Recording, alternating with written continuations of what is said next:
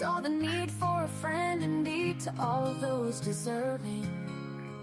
She travels the world through your eyes. She listens and sometimes cries. She wants to know what makes you whole and cares without disguise. According to Lindsay, she welcomes you here. A laugh, a song, sometimes a tear. A friend, a foe, a stranger. Your life story, your moments of glory. You're sad, you're happy, your dreams and your worries. She wants to know the ins and outs of all of you here. According to Lindsay, according to Lindsay, she welcomes you here. A laugh, a song, sometimes a tear. A friend, a foe, a stranger. Your life story, your moments of glory. You're sad, you're happy, your dreams and your worry. She wants to know the ins and outs of all of you here. According to Lindsay, she wants to know what it is all about. According to Lindsay, you're welcome here while we all just figure life out. So sit back and yak, smile and laugh, have a cuppa or two. Lindsay is coming on right now and she welcomes you. Let's hear life according to Lindsay.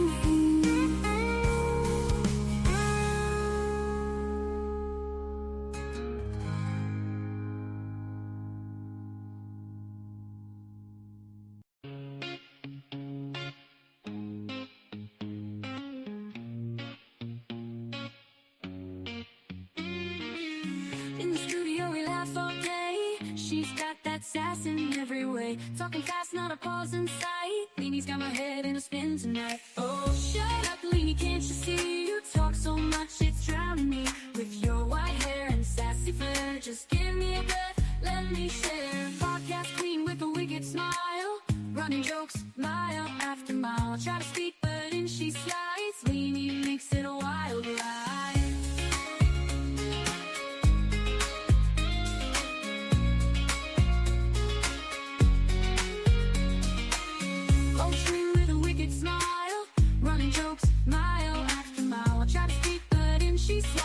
Lindsay makes it a wild ride. Oh, shut up, Lindsay, can't you see? You talk so much, it's drowning me. With your white hair and sassy flair, just give me a breath, let me share. Oh, Lindsay, don't get me wrong, can't imagine life without your song. But girl, you've gotta let me in.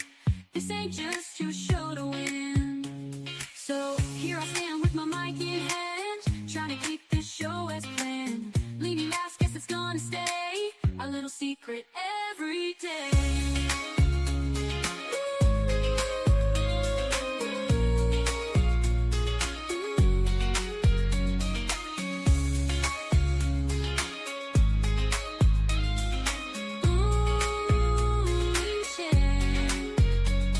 So here I stand with my mic in hand, trying to keep this show as planned. Lindsay laughs, guess it's gonna stay a little secret every day.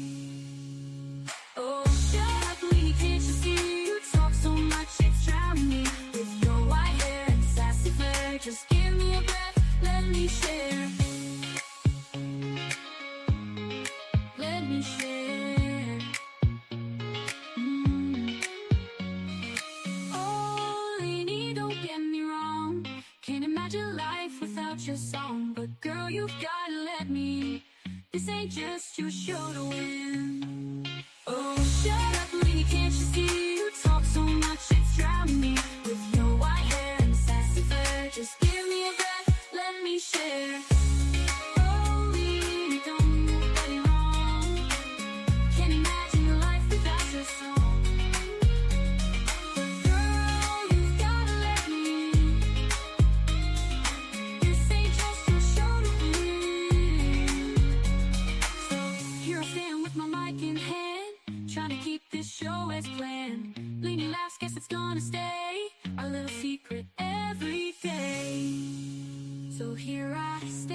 with my mic in hand, trying to keep this show as planned. Leaning last, guess it's gonna stay our little secret every day. Good afternoon, good morning, and good evening to the Aussies. Thank you so much for coming in. I have been dreading it, thinking I'm going to be on my own. I'm going to be off the wall. You should have seen me last night. I was yawning and everything. I was tired. I was trying to go in the chat and speak to everyone, answer everyone. I was watching the screen. I was listening to what was being said, and now where's the door just gone? Isn't it always the way? Can you hang on a minute, because I've got to go and answer the door, because I'm not shouting him up the stairs, because you know why? I'm not talking to him. BRB. While she's on BRB, let me say good morning to everybody. This is Lindsay. Thank you guys for being here. According to Lindsay, we love you guys so much for it. Seriously.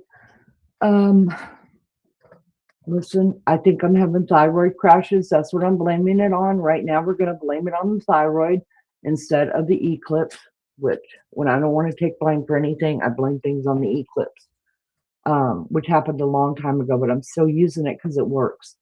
Hi, everybody. How's everybody doing? It's so nice to come on here, and then you got friends that are just like, let's go. Yo, that's so nice. Wow. I love it when chat already gets going before we get going. I love you guys so much. Thank you. Cooey Lulu, good to see our Aussie friend way over there. She'll be crashing on us soon. I get it. I've been having thyroid crashes. I need to find the matchsticks for my eyes so I don't pass out again. It's okay, girlfriend. We know it's going to be close to your bedtime. That's okay. Hello, hello, hello. Hi, Melly Joe. Also, uh, our friend over there in Australia. Melly Joe is the top mod around here, y'all. She's almost like a cheese whiz, like myself, but really she's not. She's I don't know. I'll find something for her because somebody already claimed the block cheese, and the everybody else was sliced cheese. I don't know. We'll have to figure out some kind of cheese for Melly Joe too. Let's see who else is here. Who else is here? Tashi. Oh my God! Listen, the Australians are pulling up, and it's almost bedtime for all of them. Tashi is also in Australia. Welcome, welcome. Thank you guys for coming in. Possum the cat is here, of course. Thank you so much. Lisa, welcome back. More morning, ladies. So I'm not sure I'm seeing the entire chat like yesterday. Are you two chats rolling? I scrolled all the way up, so I'll have to answer that as soon as I get down to the bottom. Like yesterday, are you two chats rolling? Lulu, please. So is everybody in chat? Is your chat able to roll? It just means that everybody shut the hell up and wasn't talking. Maggie told me shut the hell up, and she actually muted my mic. Yep, they are. I will get the link 1 minute. Okay, welcome everybody. Thank you guys so much for being here. I appreciate it. Oh, Lisa was in the other. Yeah, so we always do when we're doing either an open mic or we open panel where we like people to come up and just I don't know shoot the hay with us. We do two different.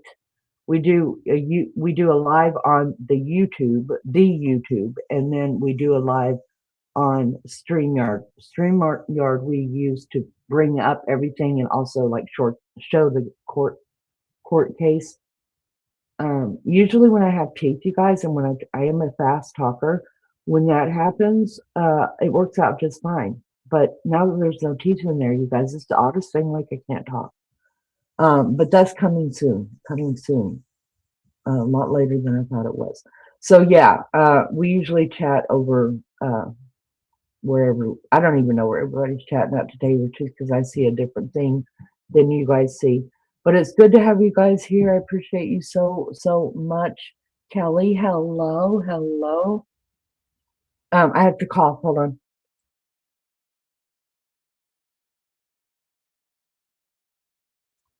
I try to catch the cough before I blast it into your ears because I find that for myself. Just I don't. I mean, I'd be like, well, what the hell she just do? That's the way that I would listen to. The cough carries it off. It's the coughing they carry it off in. Well, you know how like you're just listening, you're just like doing your thing, and all of a sudden a big noise happens, and it startled. I get startled really easy. You could walk in the room, and I know you're coming, but eventually, I mean, I still get startled the moment you open. Yeah. I'm not used to being You sh- talked to, Maggie. You should have heard the scream out of me the other night, but I wasn't amused because I told them not to do it. You know, when you turn around and someone's standing there, Mhm. like, Yep. and they say that they haven't done it deliberately. No, they have done it deliberately. And I said, this is what I said. Go on, you fucking evil. I said, you fucking knew my throat was raw with screaming. I went like that, and I said, that's fucking I said, there's no need. You're fucking evil. You've got an evil streak. I'm telling you now, you're evil. You've just near killed me again. Haven't I warned you? Honest to God. And it just Yeah. carries on all my life.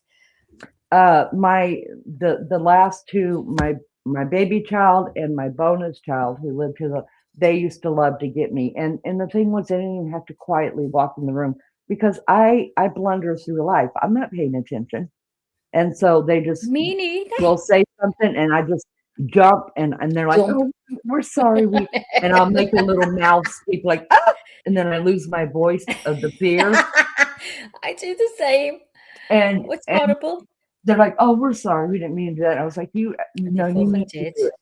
And then like Beefcake will do it on, you know, I know he really doesn't try to do it as much as the boys do, but He he's like, somehow does it. you saw me get up. You knew I was going to walk in here. I was like, yes, but by that time, I've already forgotten you even exist. You know, like You're already doing tomorrow's dinner. You know Right. what I mean? By that time, I'm making I've beds got and all the laundry. Fucking hell. yeah. So, You anyways, just how are sounded you? Maggie? Scouse then. Yeah. Yeah. Yeah. That's what the Aussies say too. They're like, but it's like when you guys are talking, when you like you say, right, okay, I'm gonna go. And I'm like, it took me a while to figure that right part out because it just really doesn't belong in the sentence where you guys are putting it. But I understand the way you guys are all screwed up in the way you talk. I get it. But all of you guys say like right, or it could be a question. You could be talking something like, yeah, well, I went and did my hair yesterday, right? And then the right means, hold on, I'm not Well, I done thought the talking. Americans say that. No, we don't say that. No. The only time I'll say right is if I'm quoting you something you might have said. I'll go, so you said you were walking down there, right? That's the only time I'd use that. Well, I say all right. Oh, you say all right. It doesn't matter. You're adding more words and letters, just like you don't have to. But it's okay. It's okay. We understand you guys have a screwed up sense of how. Yeah, well, you say things you don't have to as well. And we don't put yous in words that don't belong there, like favorite. Well, it's not my fault. I didn't make it up. Well, I'm just Taking saying, out y'all on me. screwed up Donkey's Well, English. don't I just can't say help it. that. Don't just say it. Lord have mercy. Start me day.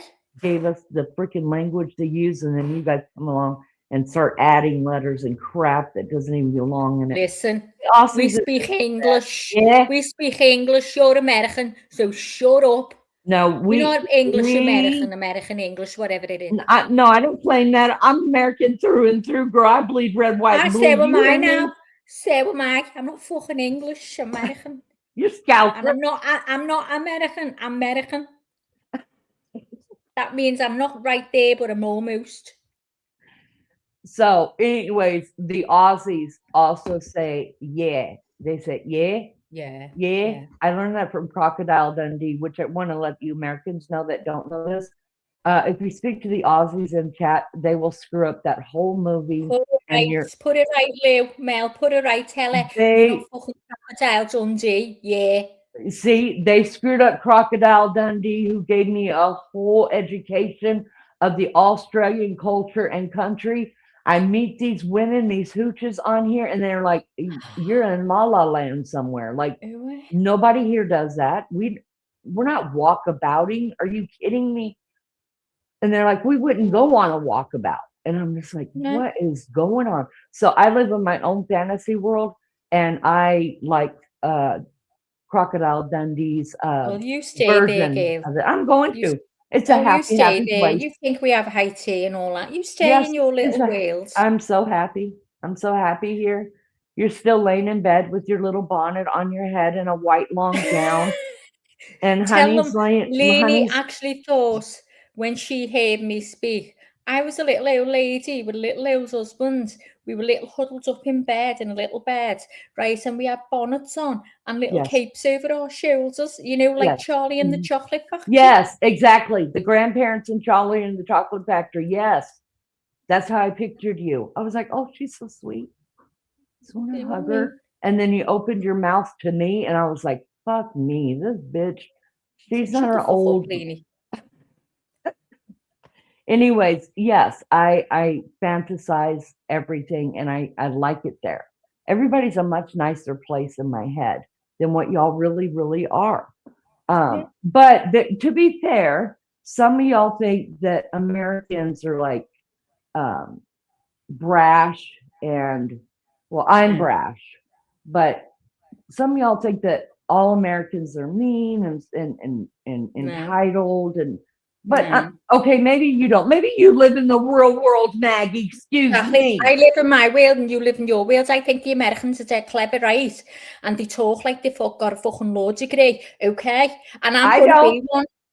You don't. Okay, I Because don't. you're not American. You're not a I'm thoroughbred. American, by You're not a God. thoroughbred. You're not a thoroughbred. I am a I don't care what your thoroughbred. mother has told you. You're not a thoroughbred. My mother didn't tell me nothing because she couldn't remember who my No, father well, I was. don't I care had if to your mother find him told after you. he I died. don't care if your mother Thank you told for you you were bringing born in up America. She's my lied to you. sad situation. She's lied to you. Someone brought you in on one of the trucks and your mother took you. That's what Okay. happens. Well, back in the day, y'all, yes, Yeah. one of my or two of my ancestors, and Lionel would be surprised to know this. Most people are, but I could prove it since everybody wants receipts. I have these. My grandfather, my mother's father's mother. I told the story Okay, before. now my mother's father's mother. So your great grandmother? Yes, my Did you great just say that? well, I didn't want you to think it was on my father's side because they come out of Irish. But Irish. what I wanted to say to Lionel is, Yeah, and he's not going to Tashi, believe isn't this. she? You're an illegal. Look, even Tashi said you're an illegal. I can't say that. You're an illegal. Illegal. Illegal. You're an illegal. Tracy's always an illegal. She's a Kiwi. She's not even Australian. So she's Fair. wanting to talk. Tracy, shut up. Ain't nobody speaking to you here. Don't make me bring up your. Oh, Don't and then fucking bust in, Trashy. and then Don't bust in. find out Trashy is English. Got a cheek, you little Kiwi. No, she gets that from being her English side.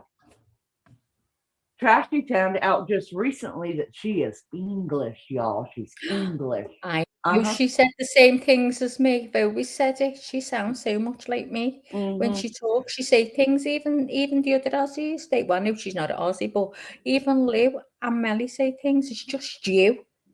No, it's not just me. Because everybody on here thinks Lou is just a sweet. Yeah, show your papers, Lenny. Listen, I was trying to tell you that. You guys are getting me squirreling.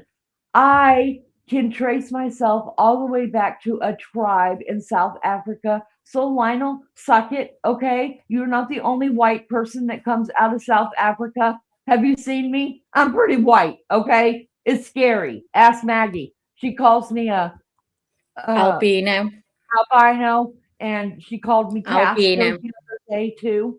No, it's albino, Maggie. She looks like Casper. She's that white. She looks like Casper. You know, the little friendly ghost. Oh. That's what Lenny looks like, Casper. That's why I say to you, didn't you understand what I meant when I used to say you look like Casper? Yes, I know. Listen, you think you brought all that up when I was a kid? I was terribly bullied for my looks. Terribly. Well, I'm You're sorry, lucky now I have absolutely no but feelings. you're older now. You can take it. So shut up. So I'll come the victim to me because you're not going to get away with it. Listen, no victim, okay? I can be very cruel when I want to be. I'm Go letting ahead it and put known that out now. there. Yeah, I'm put making it it out known there. right now. You know, as soft as you all think I am out there because it's only me gob. Well, I'm not soft. No, she's not Quiet. soft. I'm just quiet.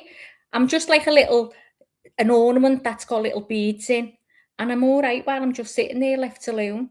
But once someone picks me up and shakes me, it's all over. Yeah, it is all over. And it doesn't matter how tall you are either. She's going to take you down. Nah, well, I'll get you one way or the other. That's right. And One so way so or can another, Maggie I'm gonna finally put find to ya. rest? I'm gonna get you. One way or another. That's it. Look, we're starting again. I Listen, hated I'm her. getting a bit worried, Lee. This trial Why? hasn't started yet, so I'm They never looking start round. on time. They never start on Why time. got a cheat to say 2 o'clock and I'm near breaking my neck every day? So I want to go back to that. I need y'all to put it to rest how mean Leanie is to Maggie. You have no clue. It's just She like is. everybody's that's like, your husband is so I'm sweet. only He's so joking. I'm kind, not and you know, rowdy, guys. I'm not rowdy. you're but lying. I'm not You're soft. lying. There's But I'm two not soft. all of the mods in here. Behind the scenes, she goes, Maggie, do me a favor. Good morning, Council. Good morning, Ms. Clancy. We have to Are we ready for the jury? Good morning, Brittany. Good morning, Foam. Good morning, everybody. Thank you for being here. Morning, Phil, or afternoon, or evening, whatever it is, whatever you're from. I don't know. Happy mid-morning. Okay. I haven't had a chance to listen to what you guys heard yesterday, so I'm a little behind. I'll catch up today, though. But well, I he heard didn't know nothing that he was getting asked about yesterday. That Patrick was he was being cross-examined, right? Yesterday, right? You know, it was so sad. You know, they did the 911 call. You should have seen it. They did the 911 call. He didn't let us hear it. Oh, okay. Oh, she was in a bad way. They were showing the kids' clothes and all that. Oh, it was dead, sadly. Oh, well, that was the day before, Maggie. I'm talking about yesterday. Was it? Yeah, because I saw that part. Shut the fuck up. Well, anyway, it was terrible. All right, everybody get up. Respect the jury.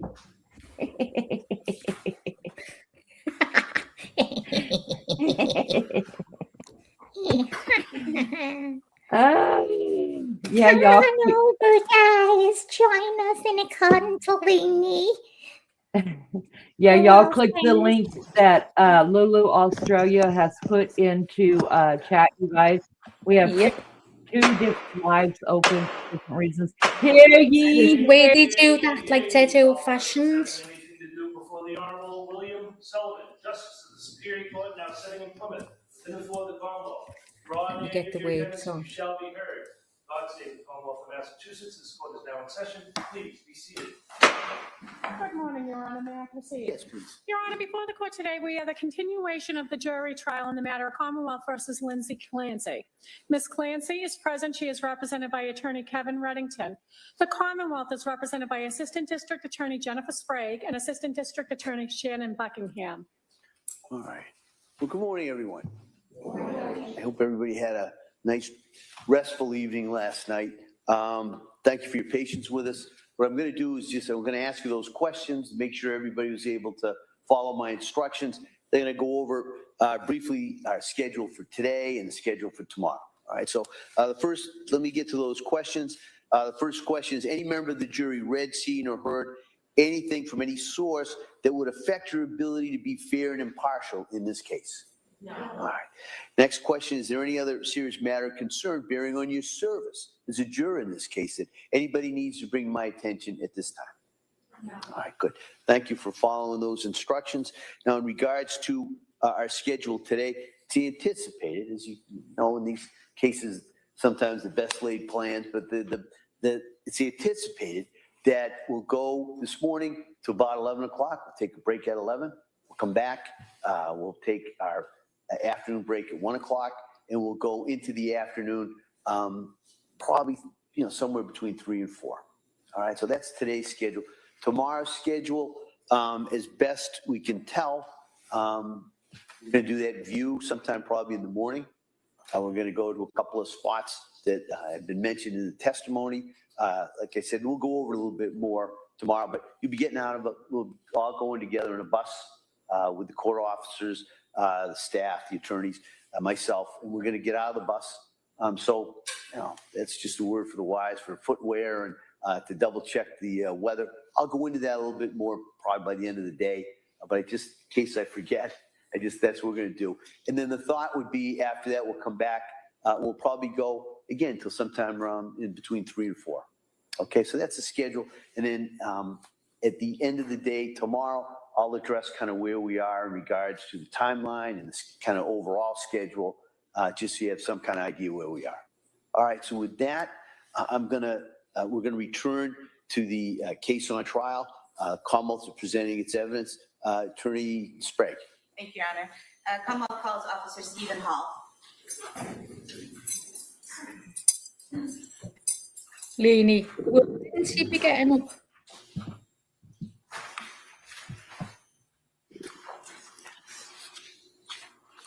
Do what? I'm sorry. Will Lindsay be getting on the stand? I don't think she's taking the stand. Usually a lawyer will try to talk you out of that. Okay. But it hasn't been said whether she's due to take, if she's going to be taking the stand. I just don't see her doing it.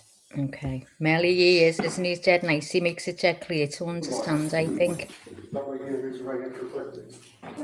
Do you solemnly swear that the testimony in the evidence you give is the truth, and that the outcome between the Commonwealth and the Federal Government is the truth, Mama Grace, I totally agree with. Keep your voice up so that Totally you can agree hear with you.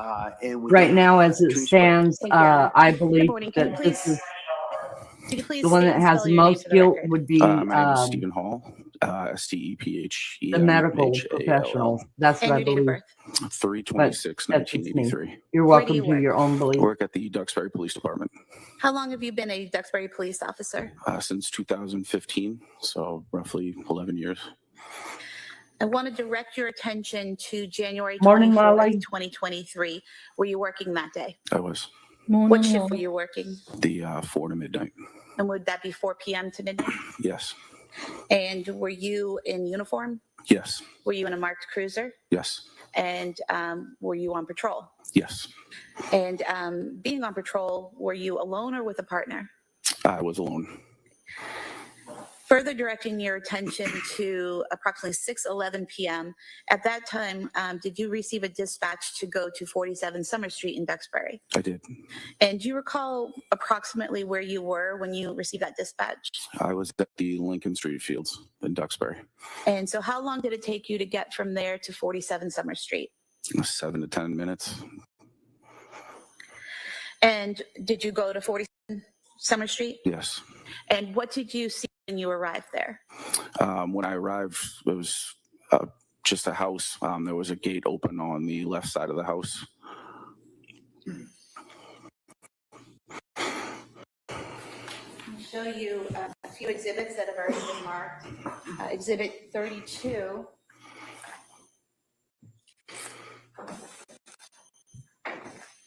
And exhibit 33. Is this the house you responded to? Yes. I'm showing you exhibit 34. Is that the left side of the house? It is. And exhibit 35 is the gate that you went in depicted in this exhibit. It is.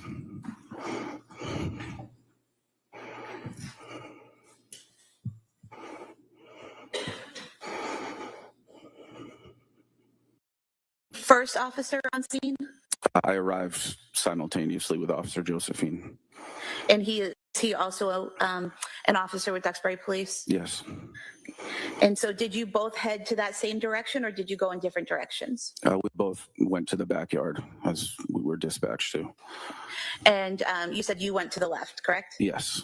We heard a male voice calling for us on the left side. So. And that's where you headed? Yes. Okay. And did you encounter a male in the backyard? Yes. And did you later learn his name was Patrick Clancy? I did. What was his demeanor? He was upset. Didn't know what was going on. So. And did you see anyone else in the backyard? No. Did you see anyone on the ground? Yes. And who was on the ground? Miss Clancy. Is that Lindsay Clancy? Yes, And do you see her in the courtroom today? I do. Could you point to her? No issue with ID, Your Honor. Record may reflect the witness has identified the defendant. Thank you. Where was she positioned? She was on the ground if you were looking at the backyard on the right side.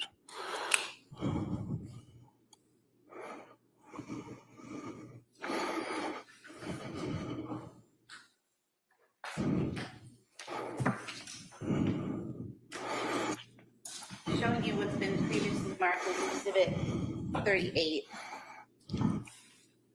Is this the back of the house? It is. And showing you what's been marked as Exhibit 37. Do you see the area where the defendant was when you entered the backyard? Yes. Do you mind standing up with court permission and just pointing that out to the jurors? It's in this area. And if the record could reflect, he's pointing near the window well to the far right side of the back of the house. Record may reflect that.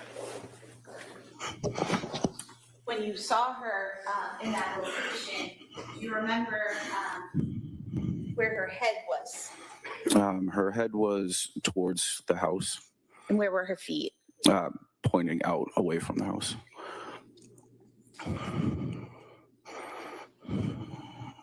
Are you trained in first aid as part of your job? Yes. And do you carry equipment with you in case you have to provide first aid to someone? Yes. When you saw the defendant on the ground, did you go to her and observe any injuries? She had cuts to both wrists and to the left side of her neck. The cuts to her wrists, were those actively bleeding when you saw them? No, they were not. When you saw the cuts to her neck, were those actively bleeding? No.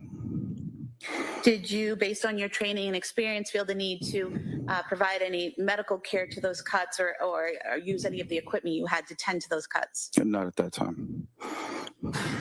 Was she conscious? Semi-conscious, in and out of consciousness. And what was she doing that gave you that indication? She would wake up and move around and then kind of just go still again. And when you say she would move around, what parts of her body was she moving? Just her head, really. Was she able to speak to you? She wasn't, no. Was she making any sounds? She was just, like, it sounded like she was in pain. So something like moaning or something like that? Yes. While you and Officer Josephine are there, do other first responders, such as firefighters, start to arrive? Yes, they started to arrive, and I went to the gate to direct them where to go. And how did you know they had arrived? You could hear the sirens. So you heard the sirens and went to the gate to tell them to come to that side? Correct. While you were doing this, did Patrick Clancy stay with you? At one point, he went inside to say he was going to check on his children. And did you see what entrance he used to go into the house? He went towards the backslider. And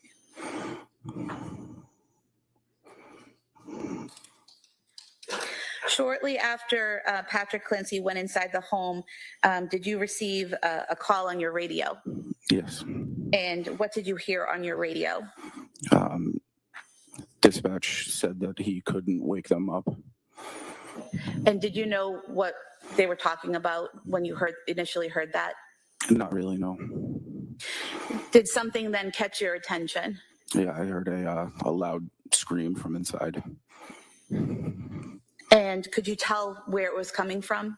Just inside the house. And the screaming, was it words or just sound? It was just a sound. When you heard that screaming, what did you do? Myself and Officer Josephine ran towards the slider and entered into the house. And when you entered into the house, do you remember what room you entered into? Into a kitchen.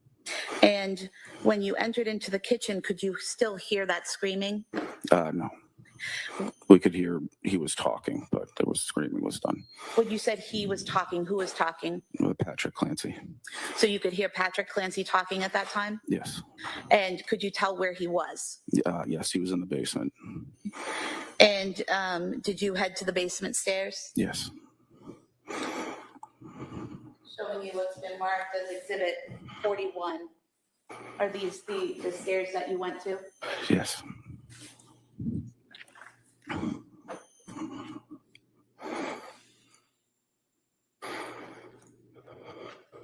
Did you go to the bottom of the stairs? I did. Once you got to the bottom of the stairs, is it accurate that you either have to go right or left? Correct. Which direction did you go? We heard Patrick Clancy talking from the right, so we went in that direction. Could you hear what he was saying?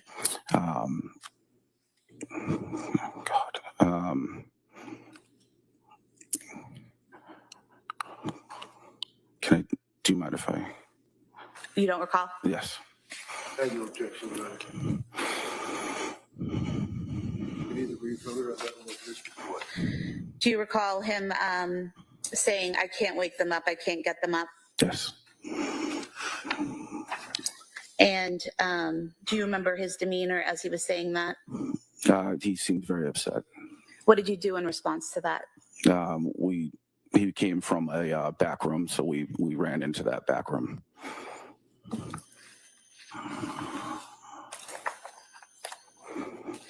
Just going back to when you came down the stairs and turned to the right, do you recall what type of room that was when you went to the right? It looks like a workout room, like a workout area. I'm going to show you a few pictures here. If you could just look at them and tell me if you recognize what they depict.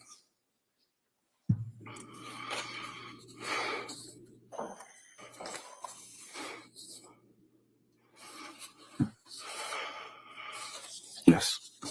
And do you recognize these to be photographs of that workout room that you entered into when you went to the right? Yes. We could have these marked as the next few exhibits. Objection. All right, those may be admitted. Or exhibits.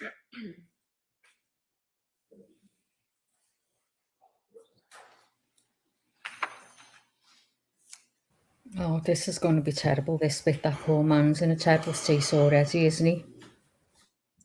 It is terrible. It's, I think these guys see this all the time, and so they get hardened to it, Showing you exhibit 89. and they don't.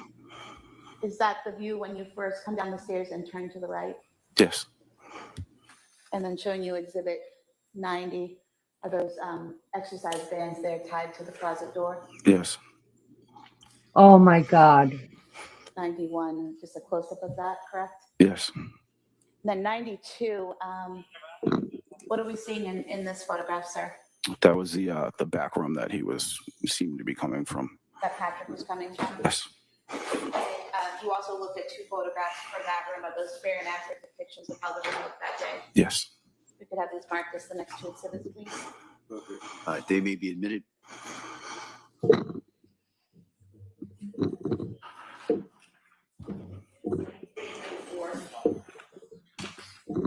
Sir, did you head to that back room? I did. And what did you see when you got to that back room? Just past the door on the left side, there was a body of a young child. And do you remember what position the child was in? He had his feet towards the door and his head towards the wall. And was he on his back or his stomach? Or... He was on his back. And do you recall what he was wearing? He was shirtless. I believe he was just in a diaper or underwear of some sort. And showing you Thank you. exhibit 93, if you wouldn't mind just pointing out where you saw his body. Record reflect he's pointed to the area of the yellow exercise band. It may reflect that. And sir, that yellow exercise band, did you see that in that position when you saw the body of the child on the floor? Yes. Exhibit 94 was that position.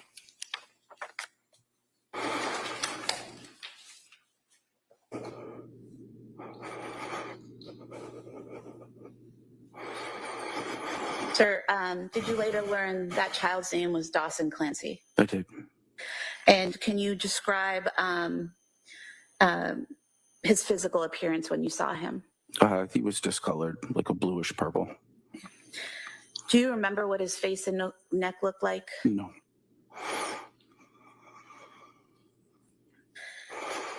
What happened next?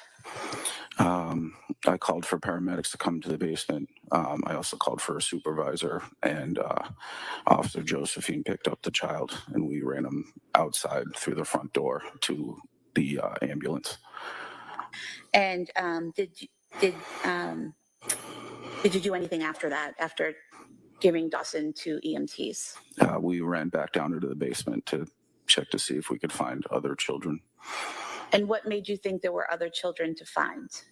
When Patrick Clancy said, well, I can't wake them up, instead of just a singular. And so when you went back inside, did you go back down the basement stairs? Correct. And this time, did you go to the left? Yes.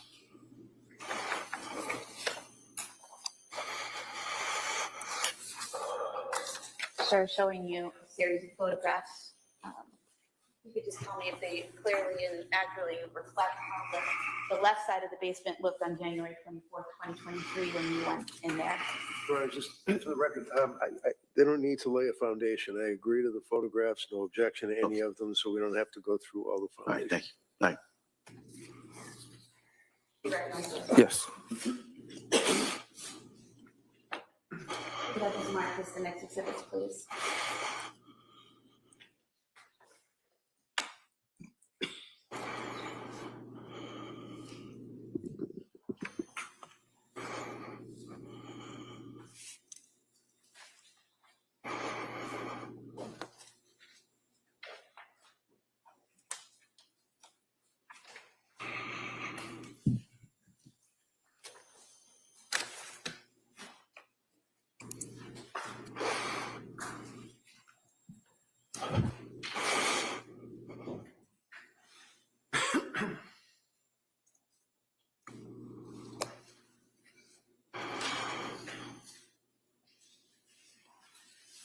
Exhibits 95 to 102. Mark.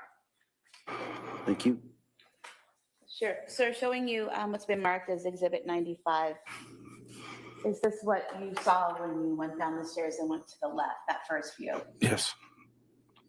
And then showing you Exhibit 96, is that a further view as you go into the room? Yes.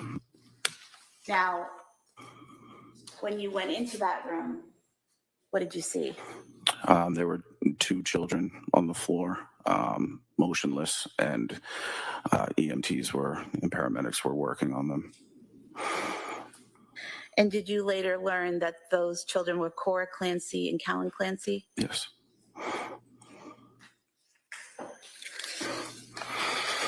Did you do anything to assist the medics at that time? Excuse me. I asked if they needed any equipment. And did they ask you to get some equipment? They asked me to grab a heart monitor. And did you do that? I went and found the fire captain to ask where I could grab one, and he was pretty upset.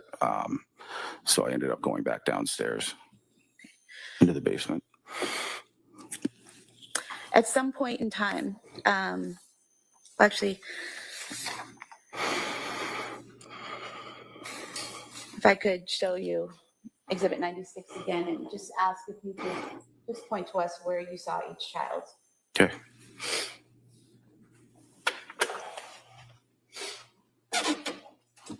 Here. So for the record, the first area you pointed to was in between the blood stain and the black exercise band, is that correct? Correct. And then the second area was over toward, in front of that small nightstand or some type of shelving unit. Yes.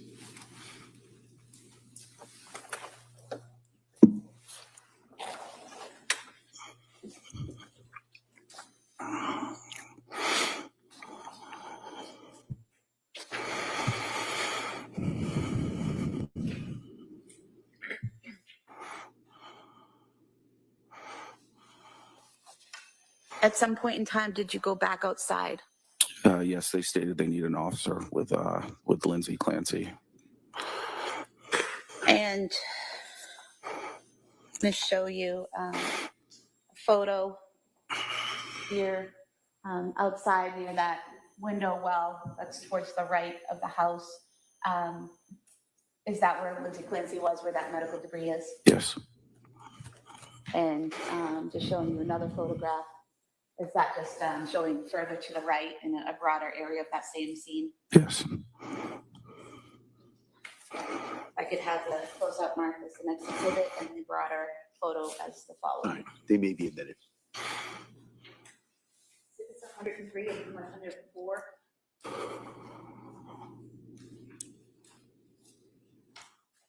While you were out there with the defendant, were these medical staff, paramedics treating her? Yes. And did you happen to look up? Yes, I did. What did you see when you looked up? There was an open window with blood marks around the window. And did you also see blood marks on the shingles below that window? I did. Showing you a photograph here. So up at the top, is this the open window you're referring to? Yes. Zooming in on the shingles here to the left and right, just below that window, are those the blood marks you're referring to? Yes. And here in the photograph, you had mentioned blood marks on the upper window. Is that what you're referring to? Yes.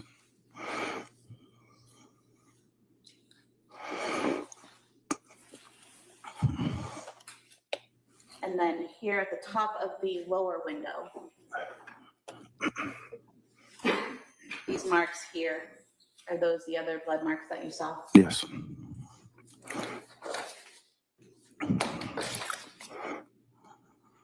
If we could have these photos marked as the next exhibits. All right, they may be admitted.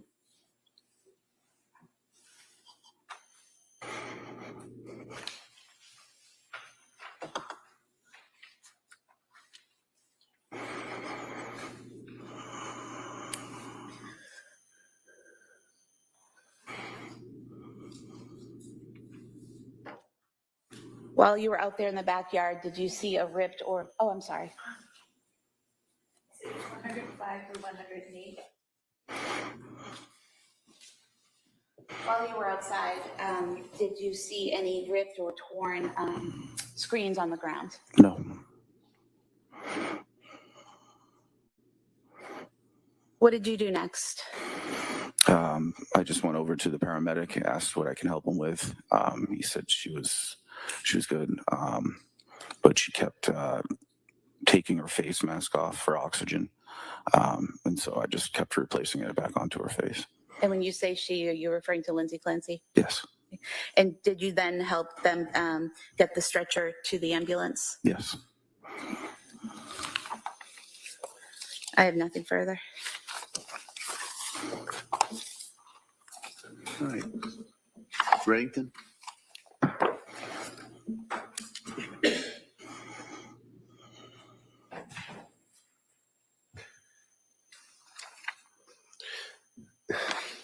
Thank you for your incredible service. Thanks. All right, sir, you may step down. Thank you. Thank you.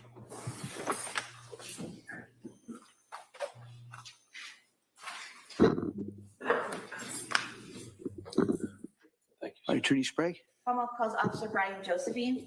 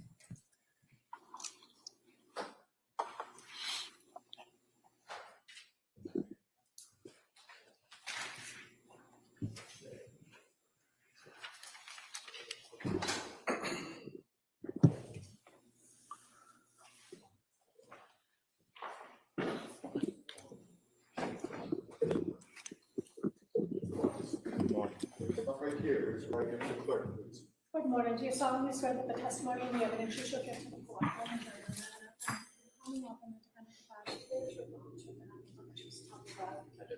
you, sir. You may be seated. Hi, good morning, sir. All right, counsel. Thank you. Good morning. Could you please state and spell your name for the record? Brian, Brian, Josephine, Josepphine. And what's your date of birth, sir? June 13th, 1990. And where do you work? I work at the Duxbury Police Department. How long have you been a police officer? I started there in April of 2020. And did you work for the Plymouth Police before that? Yes, I did. And how long did you do that? Almost 5 years. What is your current role?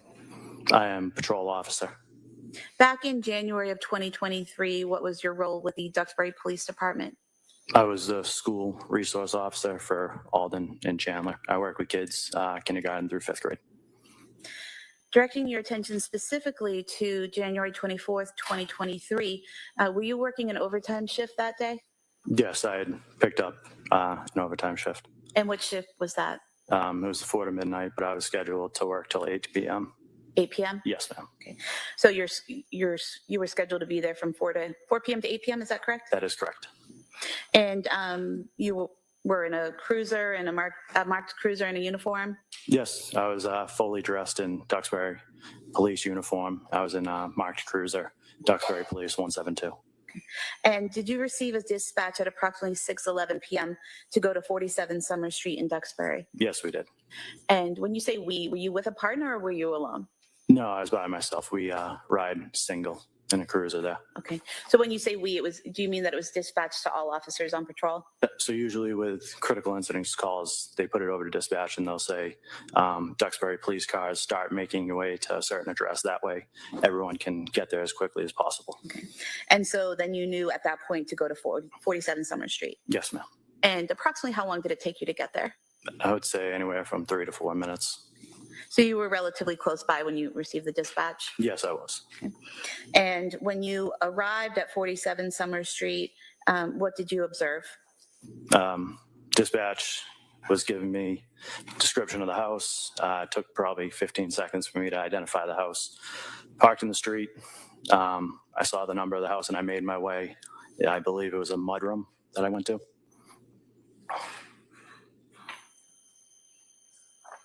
Showing you Exhibit 33. When you say the mudroom that you went to, did you actually go inside of the house or did you go to the door to the mudroom? I went to the door to the mudroom to check if that was unlocked so I could make my way to the back of the house. And is that door depicted in this photograph? Yes, it is. And is it the door to the left of the garage? Yes, it is. And was the door locked or unlocked? It was locked at that time. So what did you do next? I radioed dispatch just for confirmation of where that party we were trying to get to was located. They told me it was around back of the house, so I tried to make my way that way. And when you went to the back of the house, how did you get there? Well, referring back to the picture where the car was parked, I went to the right side, and I went around the garage. There was a fence, and I went over the fence, I believe. So showing you Exhibit 33, again, you went by these cars and around the house to the right. Yes, that's correct.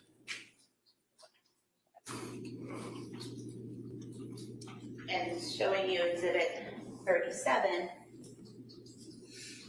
does that mean that you would have been coming around the house over here by the garage on the left and in the porch, the deck? Yes, that's correct. And when you came around there, what did you see? I made my way. I observed two parties, one lying in the ground and one standing over it. And I started making my way towards the other end of the house, which is towards this fence, as you guys can see in reference to that photo. And so when you say the other end of the house, are you talking about this area here, the father's furthest right two windows? Yes, that is correct. And the person that was standing, did you later learn that was Patrick Clancy? Yes, I did. And the person on the ground, did you later learn that was Lindsay Clancy? Yes, I did. And at some point in time, was Officer Hall also back there with you? Yes, he came from this side over here, the opposite direction in which I came.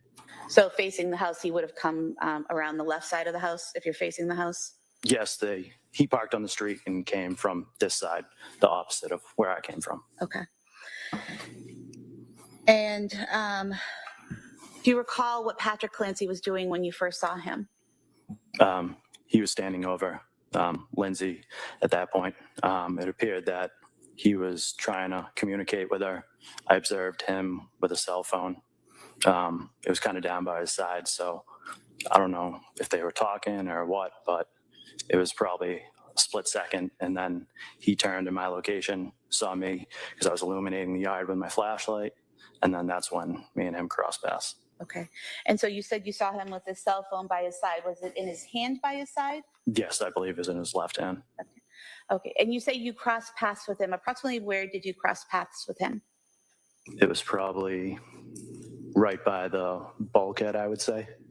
And so in the photograph to the right of the deck is the bulkhead, is that correct? That is correct. And where was he headed? He was heading, I believe, up towards the deck. Yeah, obviously I didn't know it at that time, but he was just walking past me pretty fast in an abrupt manner. So. And did he say anything to you as he passed? No, he did not. And after you crossed paths with Patrick, where did you go? I went to the female party. And did you speak to her? I attempted to. And what did you say? I just was trying to get basic information, where she was hurt, where she needed attention, anything I could do to kind of help her until fire arrived. And did she respond to your questions? She mumbled, and it wasn't a definitive answer. Did you observe any injuries? Yes, she was laying on the ground. There was cuts to her right wrist, I believe, and to the right side of her neck. And were those cuts actively bleeding at that time? They were bleeding, but not profusely. Did you, are you trained in first aid? Yes. Did you feel the need to put pressure on those wounds immediately? No. We also carry medical equipment such as tourniquet, gauze, stuff like that. And I believe due to the circumstances that I didn't need to utilize those tools. And the tourniquet that you carry, is that in case someone has some type of cut where an artery has been damaged or cut? Yes, it is. Okay. And you're trained to recognize when it's something serious like an artery spraying blood everywhere versus a cut that doesn't need a tourniquet? Yes, we are. Okay. And you didn't see the need for a tourniquet? I did not know.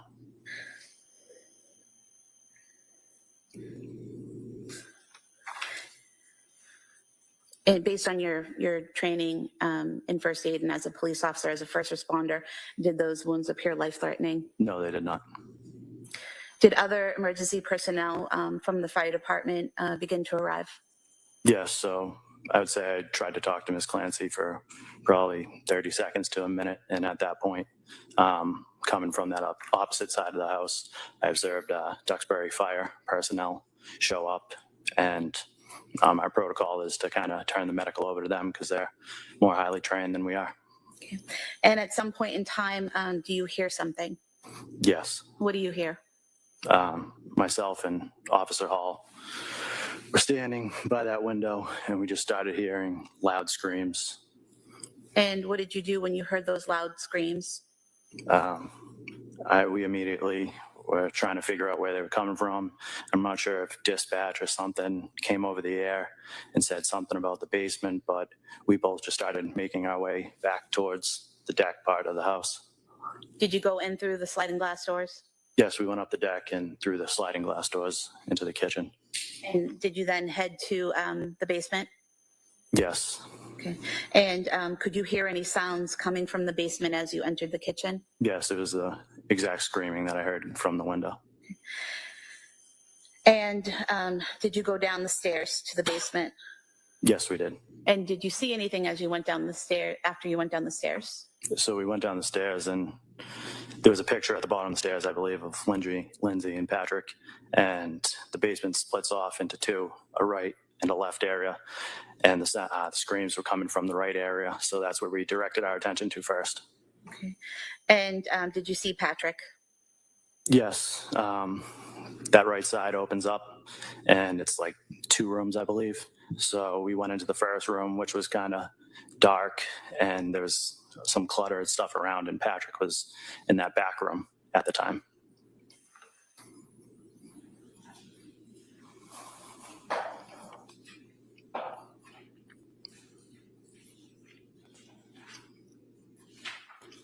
So showing you what's been marked as Exhibit 92. Is that the doorway into that back room? Yes, it is.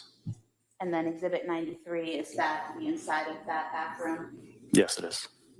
And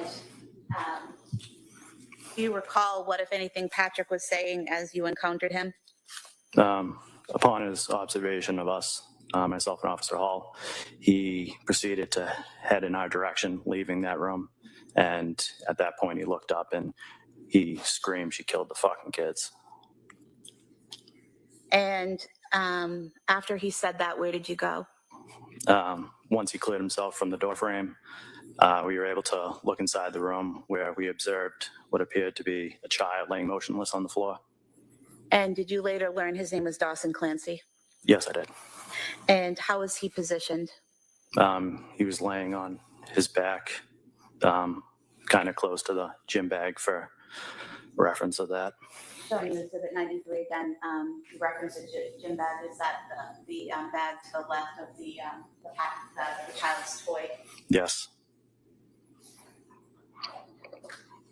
And so you're saying that he was in that area when you first saw him? Yes, he was. And do you recall whether he was on his back or his stomach or something else? He was on his back. And do you recall his physical appearance? Like I said, he was laying on his back. His head was tilted to the right-hand side. Looked at him kind of in the face area once we got closer, and his face was white, gray, lips were blue, eyes were bloodshot. Looked like blood vessels were popped in his eyes. Did you notice any injuries to his neck? Seeing that, my first instinct was to kind of grab his head and tilt it to the side, see if I can get a pulse. But I mean, based on my training experience from previous incidents, I knew it wasn't going to be good. So I moved the head. That's where I observed some red marks on that right-hand side. Of the neck? Yes. And in that exhibit, 94, there was a yellow exercise band, correct? Yes.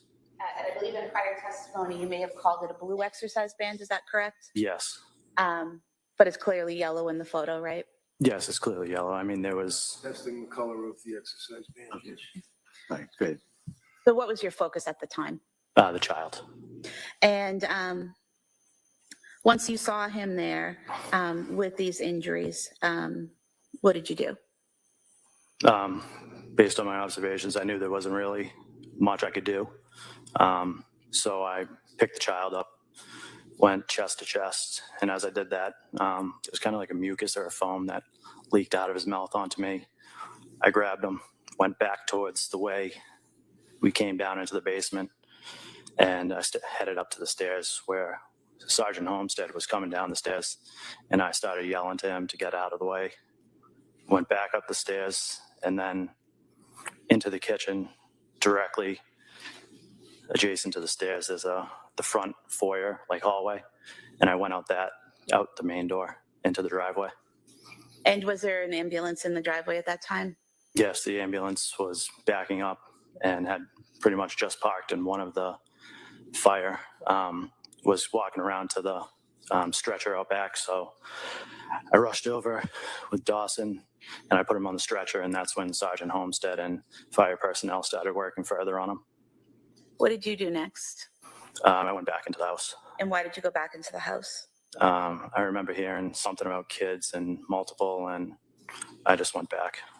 And when you went back in the house, did you go to the basement? Yes, I went back in that front door, back down to the basement, and this time I went to the left-hand side.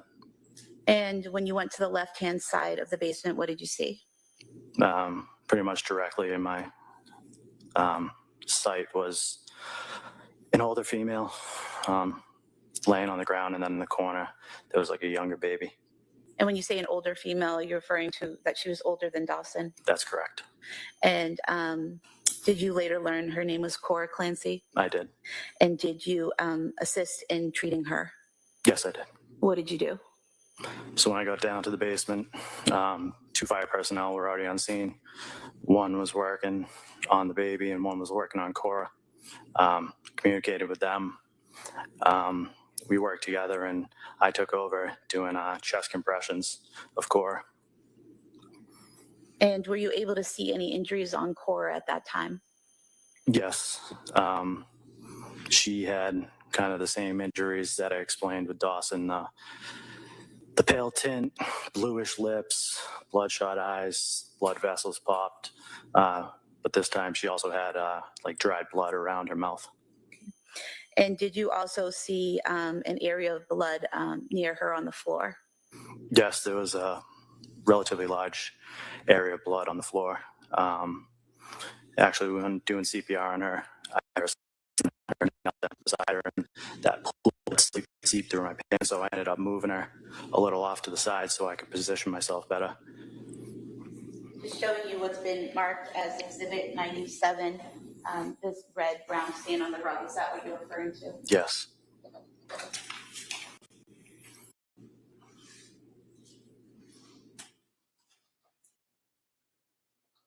While you were doing chest compressions on Cora, what was the firefighter doing?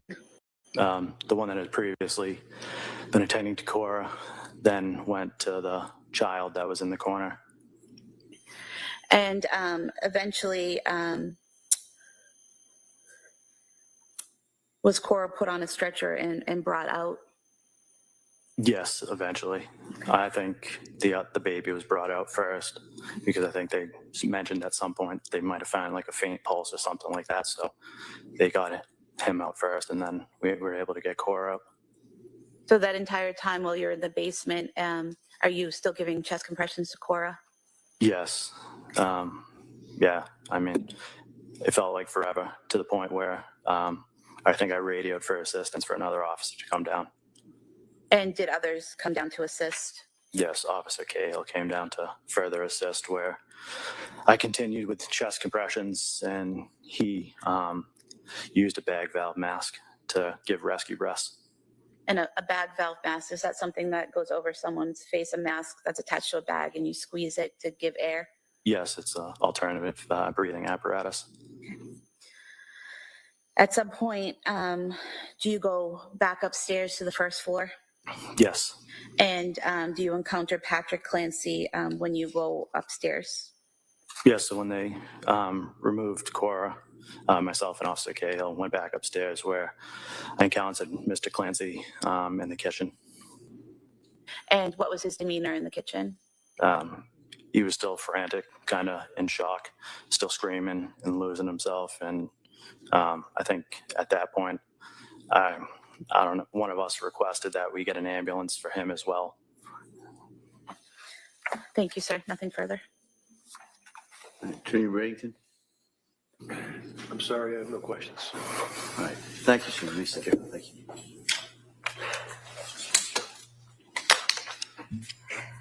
Someone calls PJ Hussey.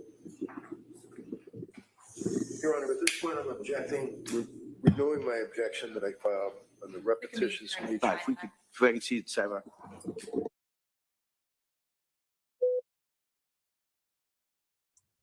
All right, you guys know that when we hear that beep, that the court is talking about something that they absolutely don't want us to hear, or they're going to sidebar. So that is not us beeping, that is them telling us that they're still there, but they're having a private discussion.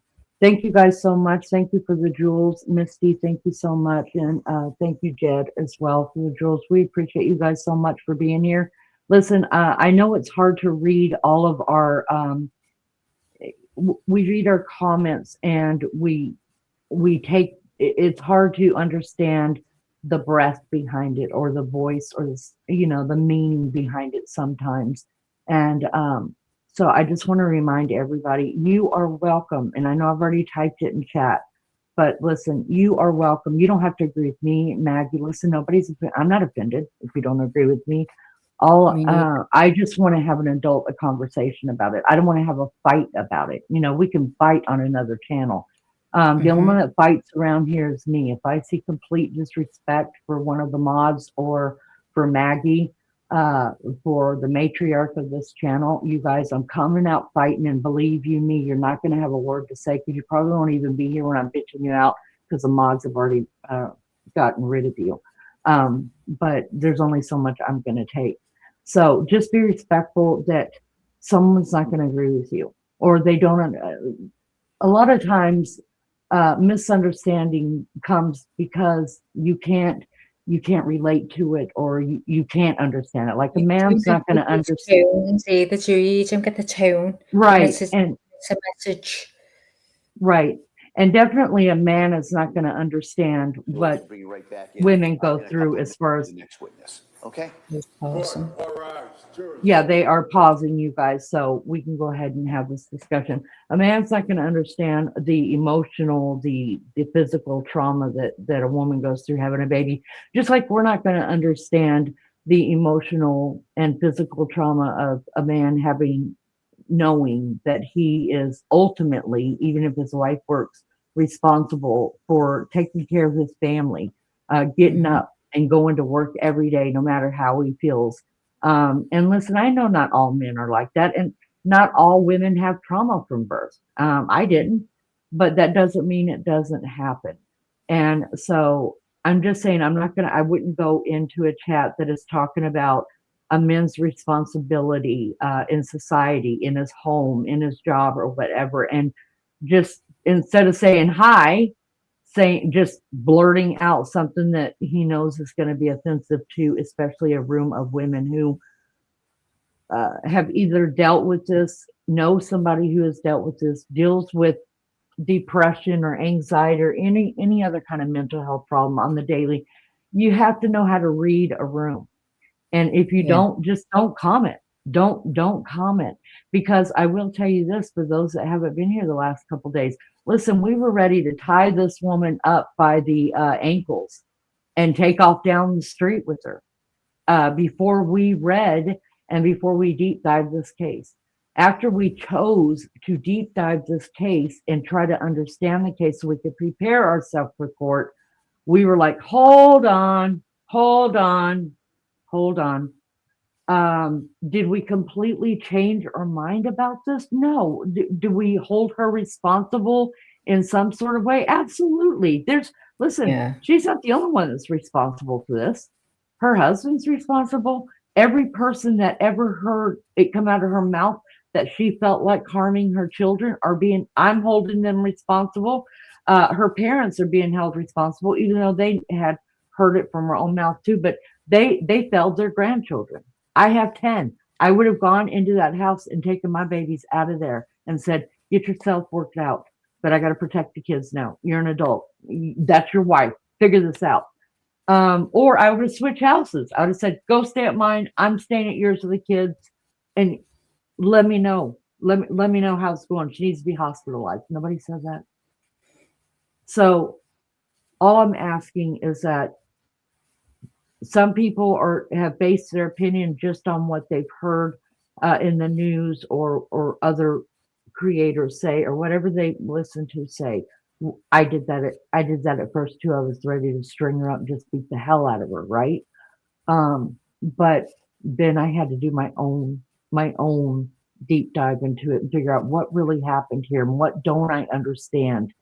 So that's all I ask, is that if you come into chat, if you have a different opinion, I probably wouldn't come in here and just blast people who have been here from the beginning and have tried to study the case before we went to trial to understand all parties of this. I would probably say hi, and then I'd be like, y'all, I just don't agree with you. I'm sorry. If you're willing to hear me out, then not. If not, I'll just sit back and listen or move on along to someplace that will. You know what I mean? There's a way to read a room, even if there's no talking, but you could see the chat. Okay. We never know what somebody's going through today. And I'm not. There's ladies in the chat that I've gone through. That's right. Yourself. Yeah, there are women. I'm not going to bring it back up, but we found out the first day of this trial, I think it was the first day of the trial while we were on break. Yeah. There are plenty of women sitting in chat right now who have full-fledged been through psychosis from menopause and other things. I couldn't understand it at all. How am I supposed to relate? Who am I to judge? I can't understand. And they educated us. And it was amazing, that they were willing to be that vulnerable to a bunch of strangers on the YouTubes that's known for just being mean to each other. But they were completely gracious to try to explain their situation, what what to look for when it's coming on. And sometimes there's nothing you can look for, but sometimes you're going to get days in advance warning that there's a full psychosis coming Not on. everyone gets a warning, do Yeah, that's right, Maggie. So I just think, listen, read the room, have your own opinion, present it as you're not attacking other people here, and you're welcome. You're welcome. It's just when you attack somebody else for having a different opinion of you, I'm not dealing with that. I don't want to fight about it. I just really don't. No. Go ahead, Maggie. I don't know if you have anything to say about that. No, I'm just echoing what you've said. You know, it's completely right. We've had the girls in here and who've explained what they went through when it happened to them. You know, we can all sit here and point fingers and stuff and say, yeah, she's guilty, which I was thinking. I was on the fence, but I was more so thinking, yeah, she's guilty, and she is guilty, and she's admitted it. But she was failed because how many times did she ask for help?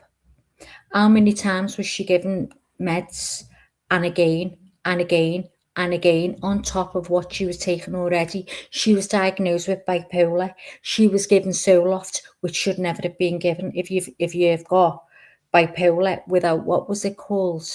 A stabilizer, was it, Lee? Yes, mood stabilizer. Yeah, because it can be very, very dangerous. It can send them way off. So that's obviously done that to her, hasn't it? Because she wasn't on a stabilizer. That's right. She was given all kinds. If that had been my sister, my daughter, whatever, I would not have left her side. Not with them kids. Not with them kids at all. Especially she's telling you she's having thoughts about harming the kids. Hello. Yep. Hello. Welcome everybody. Thank you. I see some new some new names in chat. Welcome. Your opinion is welcome here. Listen, we're not going to allow bashing. You can have a totally different opinion than me, and I won't bash you for it at all. I want to understand you, because your opinion of this just might be the missing link to what I can't figure out about a case. So I thank you guys so much for that. And let me shout out to Lisa. Lisa, I'm watching you in chat, girlfriend, and I appreciate you so much that you are helping run the chat and also explain to people who may not understand exactly what's going on in here. It's hard to do everything when you're up here. That's for real. Yeah, it is hard work as well, and it's great when everyone chats, isn't it? Joe Pink, it's me, Maggie, and I'm from England, Liverpool, England, home of the Beatles. A lot of people think Maggie is Irish. She's Scouse. She's Scouse, y'all. She's from Liverpool, England. And they're a whole different breed, y'all. No, I'm not. You live in Southport, Merseyside. Oh, wow. Oh my you God. Guys can get to that for high tea. Here we go. She thinks we have high tea. It's all over fresh toast. So you live in Southport now? Oh my God. So anyway, do you live anywhere near the spa? Aren't I funny? Near the spa? There's about 5 spas where I've seen. Anywhere near Cornwall Way, is it? Do you know where to meet? Just by the sand dunes and that. All right, let me jump back in the chat real quick. You guys have your family meeting later, okay? Dope says, people never consider what first responders deal with on a regular basis. As humans, this stuff has to mess with your head. I'm learning that all through this. I cannot, seeing that man like do everything he can to hold it together. Oh, y'all, it just breaks my heart. And we do have first responders in the chat. Not only do we have first responders in the chat, our Lulu Australia, you guys, works in the mental health care field and has her whole adult life, anywhere from being a funeral director all the way up to working with children and people with real psychosis problems and things like that. So we just appreciate everybody that's come here and decided to make this their home, especially that bring, I mean, because we've always got questions, right? And I know who to go to. Maggie knows who to go to, or they'll just, even if they're not in chat at that moment, because obviously Lou is in Australia, so she's usually asleep by now, but she watches and she hears me say, we'll ask Lou about that. If you go back and you look, she's already commented on it and answered the question for you. The same with the FBI. She is out of commission right now due to a very serious surgery she had to have, but that's where we get most of our legal advice from, especially when it comes to the FBI sides of things. Because let's just face it, the regular police department, the sheriff's county, the U.S. Marshals, the FBI, all these different agencies have a different way of thinking and working. So we do have someone here that is a 20-year veteran of the FBI. She's just not, she's incapacitated. We've been very blessed. Jed says women can't even fully comprehend what they go through. So right, so right, so right. So how do you expect anybody else to understand you when you can't even explain it? Like, I know sometimes they're like, what does it feel like? And I'm like, I don't know, but it feels wrong and different and something's wrong. All I can say is something's really wrong. Like, you're the doctor, figure it out. Welcome everybody. Thank you so much. Lisa says, educate yourself before you splurge all that into the chat. Jed says, poor Lindsay, she had already experienced trauma in her first 2 pregnancies, then to go through PPD after Callum is just heartbreaking. See, a lot of people don't understand that as well, because they don't realize that this has kind of been an ongoing it's been brewing thing, right? And then when it's finally really spoke about, because she's now really, really symptomatic, nobody can figure it out. And because her husband, bless his heart, doesn't understand it, he is looking at the signs that she's clearly giving as being, oh, she's having a great day today. She's up, she's moving, she dressed herself, pulled her hair back in a ponytail, she's cooking for the kids. Way to go. No. He missed a lot of signs. But I'm not letting him off. I'm not letting him off the hook, you guys. He missed a lot of signs. I'm giving him grace for that, okay? What I'm not giving him grace for is for knowing, having been to psychology appointments with his wife and even leaving his children there just to run, to go mow the lawn outside. It would piss me off. It would. I'd still be pissed. But to leave that house, and having heard the words, I feel like sometimes harming the kids. And you said it's normal that day, but how many people have you heard of that have took their own lives and people have bumped into them that day, met them out or whatever, and said you would never have even dreamed that that's what you were going home to do? Yeah, even people that commit these heinous crimes, that go out on a murder spree, and then when they get to earlier in their day and they're talking to people who had interactions to them prior to that, they're like, what were they like? Were they anxious? Were they acting nervous? And they're like, no, we didn't even know nothing wrong. We just got done with the basketball game. And the next thing we know, we're seeing them on TV. You know what I mean? Like, you never know what's happening. You never know what's happening. Listen, we cannot police the world. We just can't.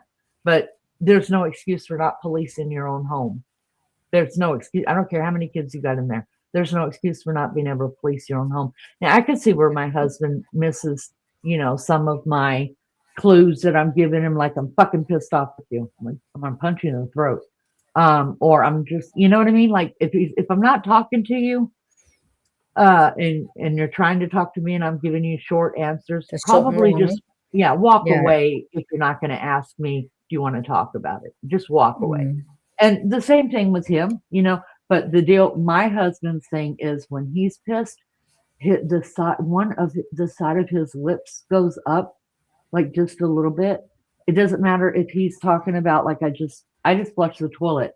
If that lip goes up, something pissed him off. And I'm like, I see your mad face. What's wrong? What's wrong? I was hugging him the other day. He had said something to me that didn't have nothing to do with our house. And I was going for a hug when he said it. And in the side of my eye, I saw the lip go up and I hugged him and then it hit me in the head. Oh my God, he has a mad face. So I pulled him away from me and I was like, I saw your mad face. What's wrong? And he just started laughing. But I mean, that's how I just know when something's off. You know what I mean? With him. Now I've been with him for 25 years. Sometimes I care, sometimes I don't. You know, I'm a normal housewife, like, you know, wife over here. I'm just like, get over it. You know, stop it. Go to bed. You're gonna be okay. But there are other times that you just know, wait a minute, I just missed that, and you stop what you're doing and catch it. So but I give grace for the signs being missed. I really do. I do not give grace whatsoever to anybody involved in this that threw pills down her throat without trying to figure this out. I wonder if her thyroid's even been checked, y'all. I wonder about that. Did she ever have a full metabolic panel done before all these pills are being thrown down her? Well, Did we she never have a- heard once of it, did we? All we've No. heard is a go and crying for help and getting tablets. She only seen one doctor, to my knowledge. Do you know what I mean? There was, and what did they say, Lee? Tell them what they said when they didn't take her in. They didn't admit her, and they didn't listen to her when she did the phone call. Yeah, so she ended up calling the hotline. She called the suicide hotline, y'all. She really was looking for help. In her total mind just swimming thing. And you know the 911. It's not a 911 call. It's a crisis helpline call, and it's for suicide. The suicide hotline. And she called them, and of course they asked her questions and talked to her a little bit and stuff like that. And in the end, they tell her, you're not symptomatic enough to be sent to the hospital because you don't have a plan of action. Now, isn't the plan of action just picking up the phone and calling someone? And then saying, I feel like I want to hurt myself or kill myself. After that, I need to hear nothing else but the 911 being ringing in my ear, or trying to talk her into just calling 911 right now, or asking, is there anybody else I could talk to in the house right now? The plan of action is already there if they pick up the phone and they call you. There's a plan of action. So just like there was a plan of action the minute she told anybody, I feel like sometimes hurting my kids. Oh, really? Yeah. Okay. But when we used to get the calls, we keep them talking because we knew what was going on. We knew they were going to the point of they wanted to take their own life. And then they'd end up telling you that way further along the conversation. It didn't come out straight away, but you just picked it up and you'd never spoke to these people in your life. They just phone you saying they feel depressed. And there you go. And before you know it, we've had them trying or doing it while you're speaking to them. It's horrendous. You never know. I'm grateful I never had to call the suicide hotline. I'm grateful for that. I've never had to do that for anybody, myself included. But I think I have now I have to play devil's advocate, right? I was recently hospitalized almost a month ago. And this is an uncomfortable situation, but when they admitted me, and it wasn't for any kind of mental, it was a physical problem. You know, they looked at my back, they looked at my legs, the back of my legs, they looked at my arms, and I knew what they were doing, and they were like, honey, you know, we're not trying to disrespect your body or anything else. It was women. They said, we just want to make sure that you're okay, you know, and that you're not being hurt, or because they ask you those questions. Do you feel safe at home? Do you feel, you know, they go through those questions now. So I think we're coming around, you know, the health, they're trying, you know what I mean? But there are people that slip through the cracks. But this woman right here slipped through the cracks from everybody, her parents, her husband, a nurse who told her she wasn't symptomatic enough to go to the hospital. Yeah, she was also told that by the nurse who was also giving her medication. a doctor, an MD, that had let's just try another medication. How about we just start? Good night, Melly. Love you so much. How about we just start with the metabolic Good night, Mel. Love ya. panel? How about we start there? Because there could be something else going on that isn't necessarily chemical imbalance of the brain or genetic imbalance of the brain. Maybe your hormones are off. Listen, our ovaries are not the only thing in our body that puts off hormones that stabilize us. Okay. And just a simple blood test with other things that you don't normally check for might be the answer.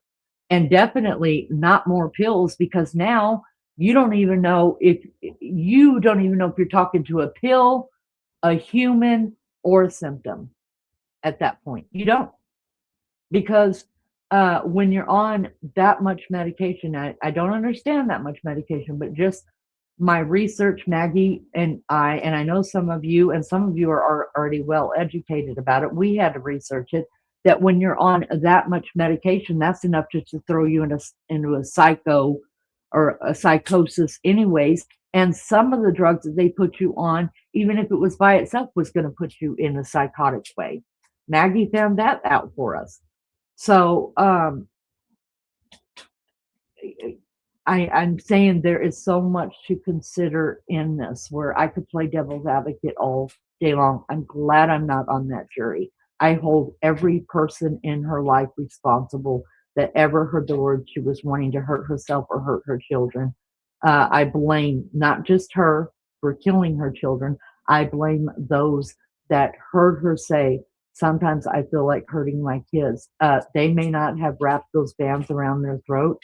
They let them live with her, and they had a choice on that.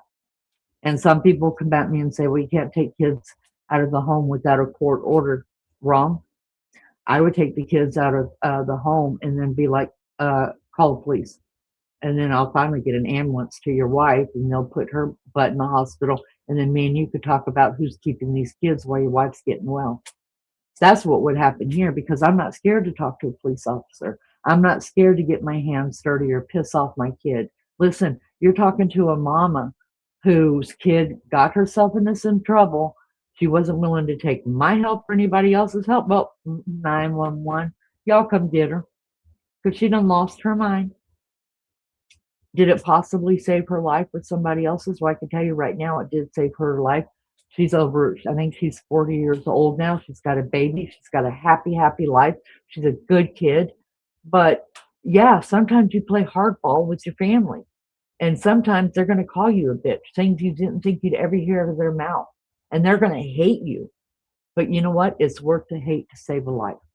Maggie, Back to go the ahead. trial, Commonwealth versus Lindsay Clancy. All parties are present, including the defendant and the 18 jurors. All right. Commonwealth, ready to call your next witness? Yes, Commonwealth calls PJ Hussey.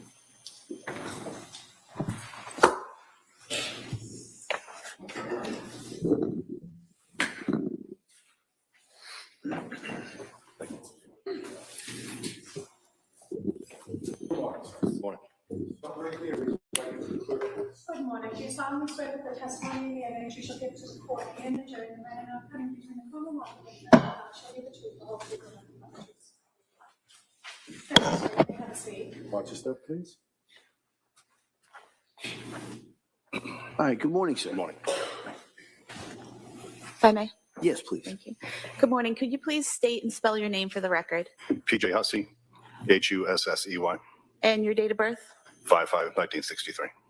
Where do you work? Duxbury Fire Department, And how long have you been a firefighter? 32 years.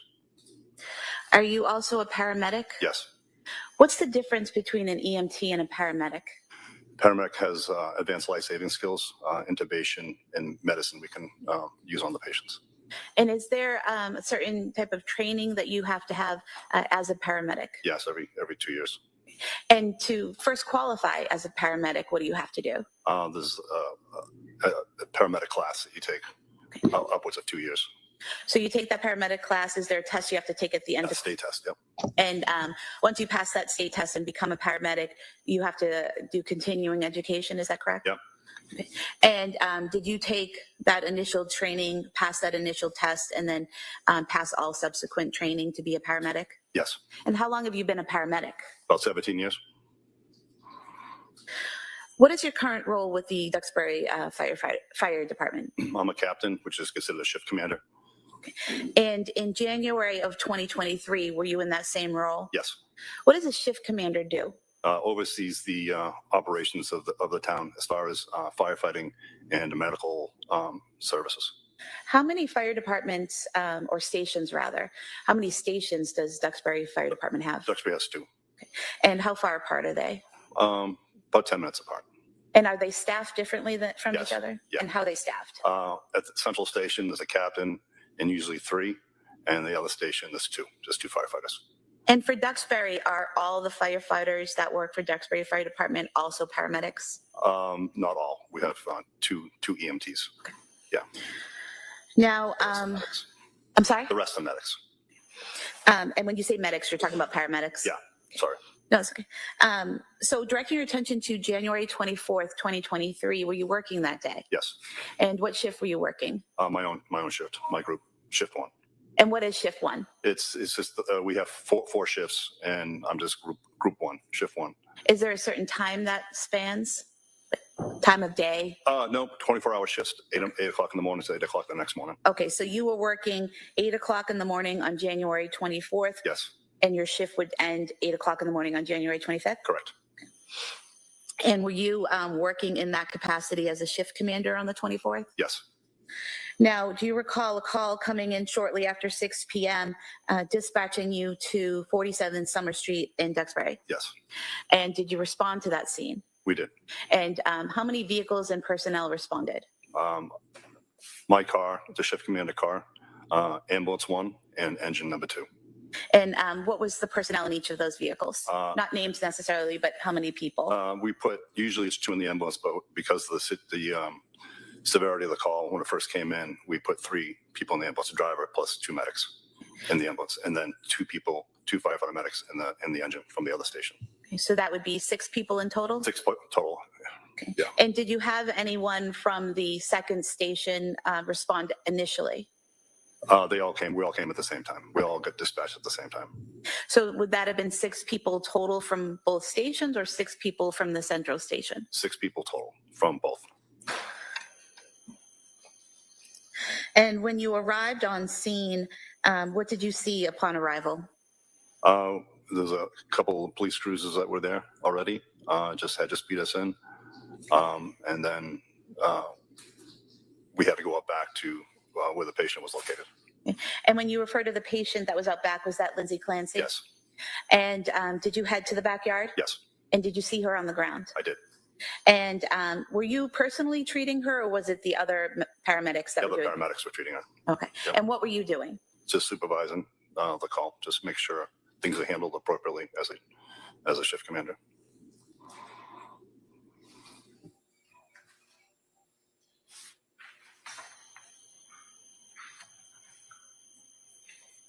Showing you what's been marked as Exhibit 37. Do you see the area where you were in the backyard that night on screen? Yes. If you wouldn't mind standing up and just pointing where you were. The patient was approximately right here. I was over here in this area here. And if the record reflects, you pointed to the patient being to the right of the metal window well, and you were standing to the left of the window well, is that correct? Yeah, she was right below this window, so someplace she was right in this area. Okay. And I was just looking for the room. And when you said right below this window, you're pointing to the far right second story window? Yep. Yes. Thank you. At some point in time while you were standing there, did you hear a loud noise? I heard a scream. Okay. And when you heard the scream, could you tell where it was coming from? It sounded like it was coming from the basement. And did you look anywhere in particular? Yeah, I was able to look through the basement window and able to see a male person downstairs. And when you say the basement window, are you referring to that first Yes. metal window? Yes. Well? Yes. That was in Exhibit 37.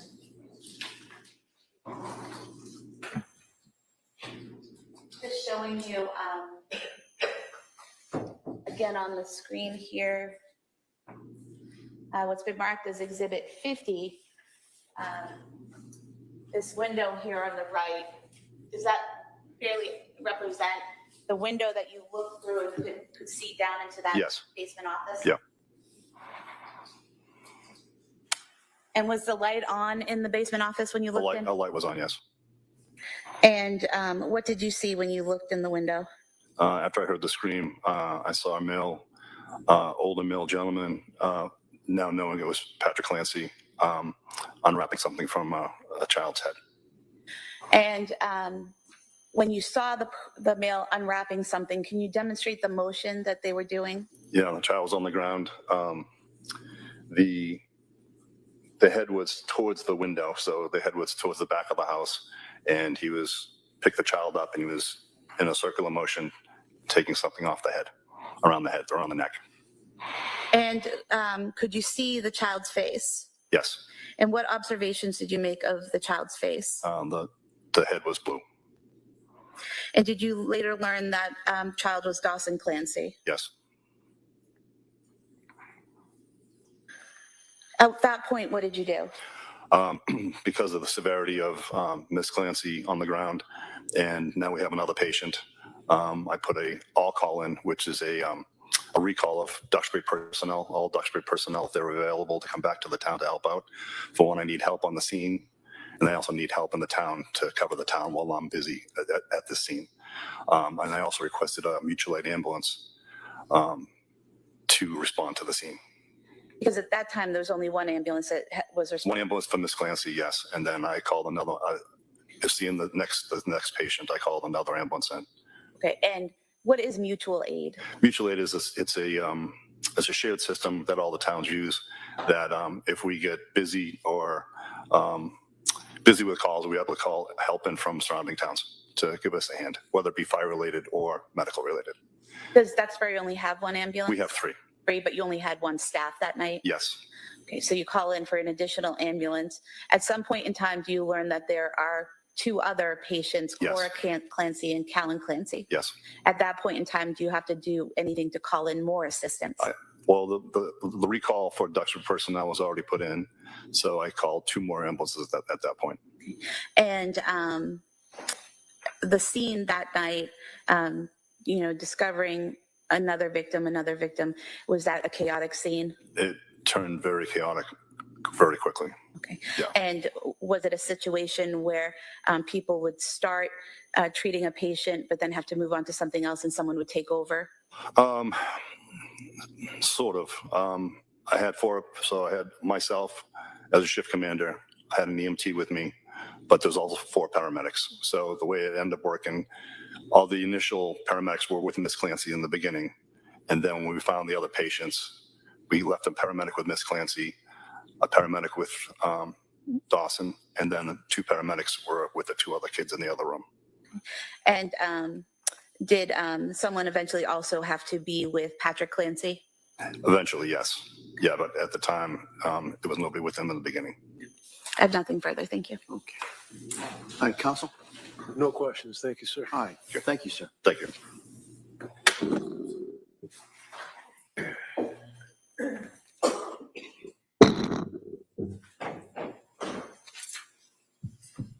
Attorney Buckingham. Your Honor, the Commonwealth would call Loring Nudd as its next witness, please. Same objection for the record. All right.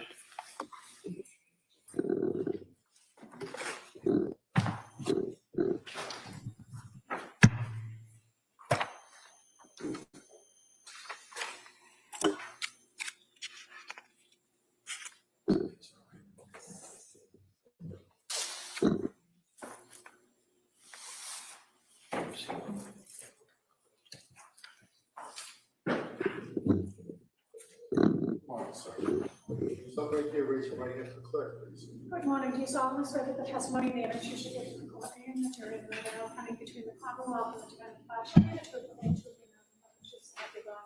I do. Thank you, sir. You may have a seat. Why don't you stop there?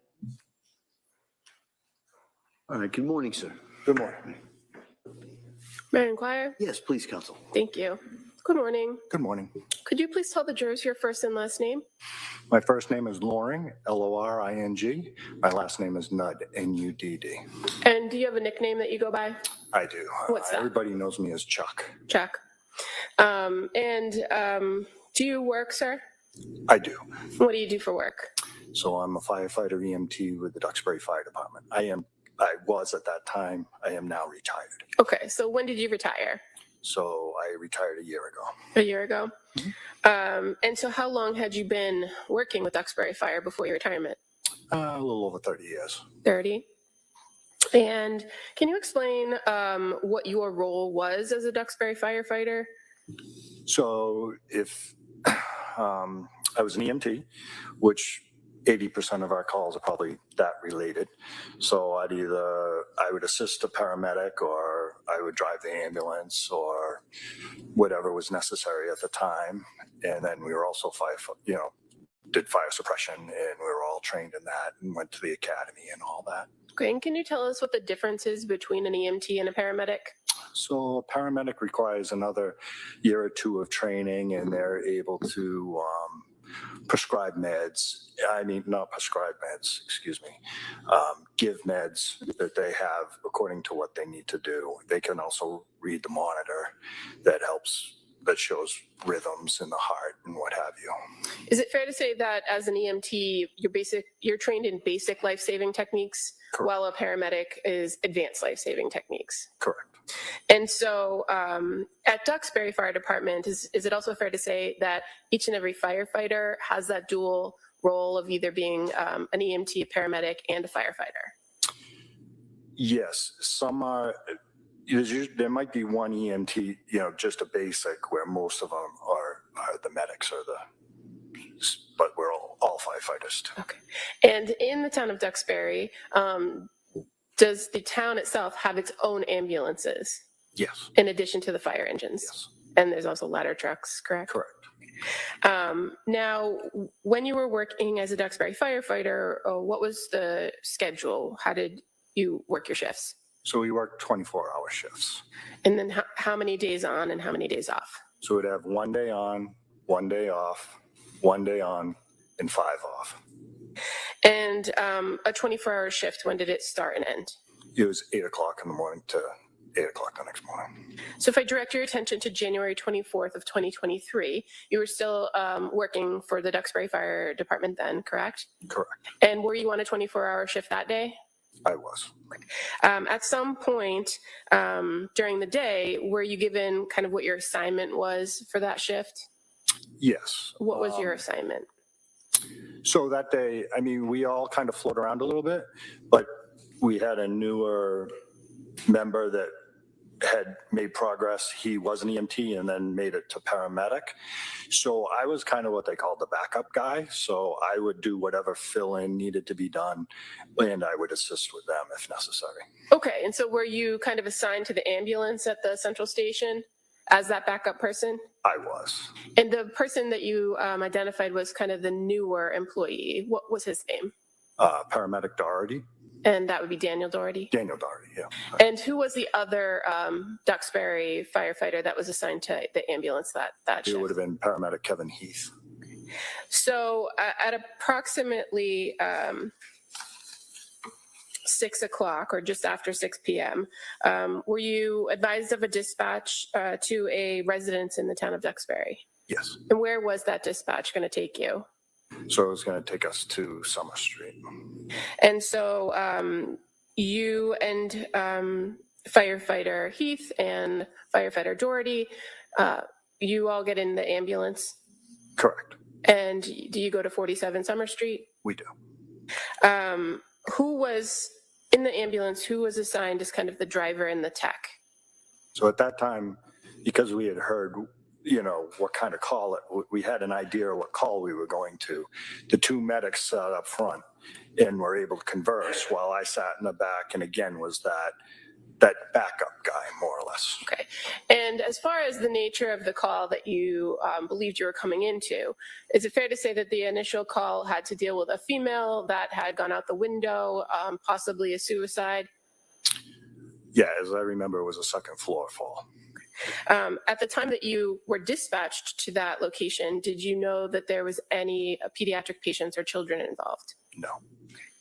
Now, approximately how long did it take to get from the central station to 47 Summer Street, if you recall? I'm going to say 4 to 5 minutes. And when you arrived on scene, were there already other emergency personnel on scene? There were. Were you the first ambulance on scene? We were. How about fire trucks? Were there any other fire trucks from Duxbury? The fire truck, you could hear it in the background, but it wasn't there yet.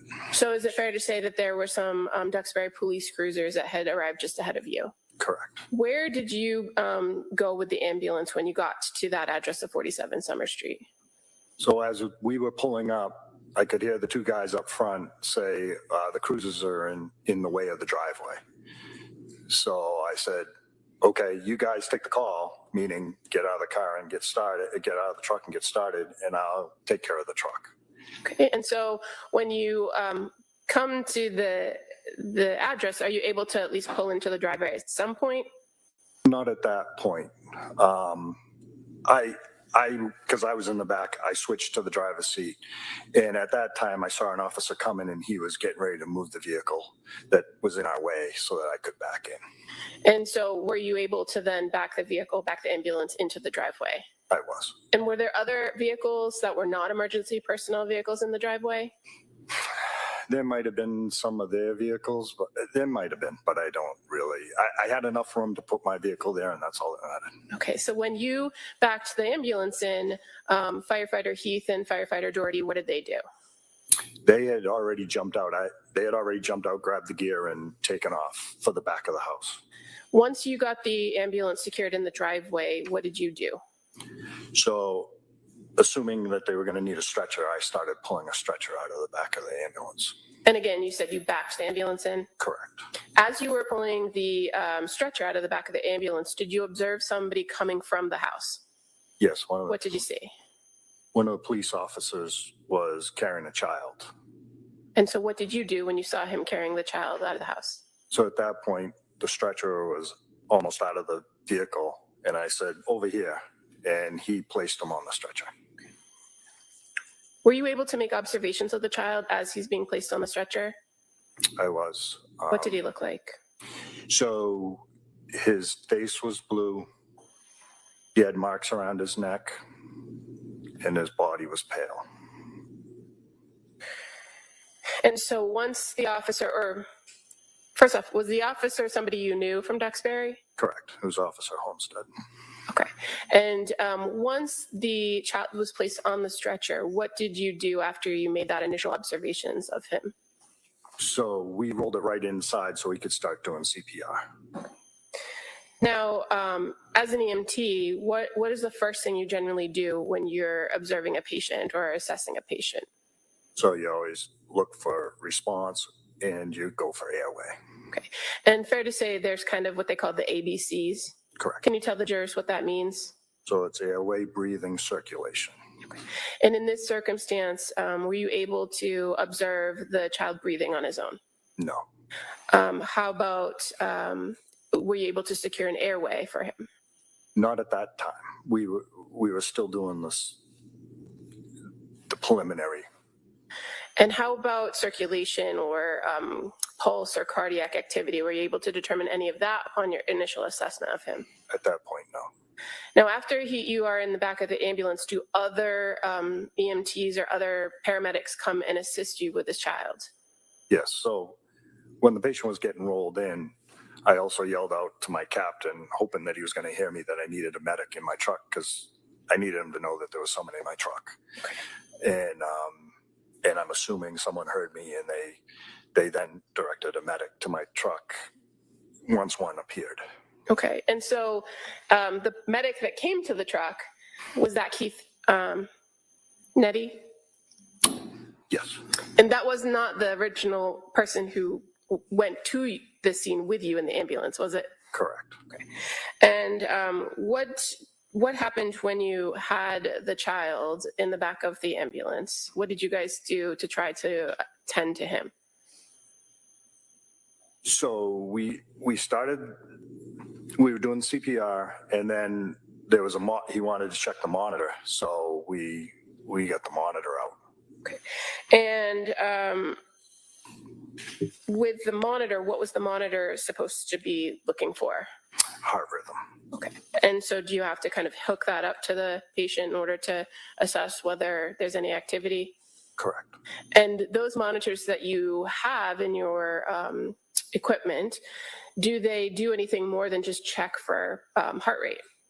The paramedic can then look and see what kind of, not just a heart rate, but a rhythm. And then if there is not a rhythm, does that machine help you to do anything to try to restart somebody's heart? with a rhythm, with the rhythm that they gave us, they said, we can disconnect it, because they were concerned they needed the monitor downstairs too, or elsewhere. And is it fair to say that at that point, you're assisting the paramedic with their assessment and running that equipment and checking the monitor? No, I'll allow it, but let's kind of move on. I'm sorry. That's okay. Re-ask it. Are you assisting the paramedic at that point to treat the child in the ambulance? At some point, do you leave the ambulance? I do. And where do you go after you leave the ambulance? I bring the monitor down to the basement. Are the other paramedics and the other responders still working on the child? Correct. And to be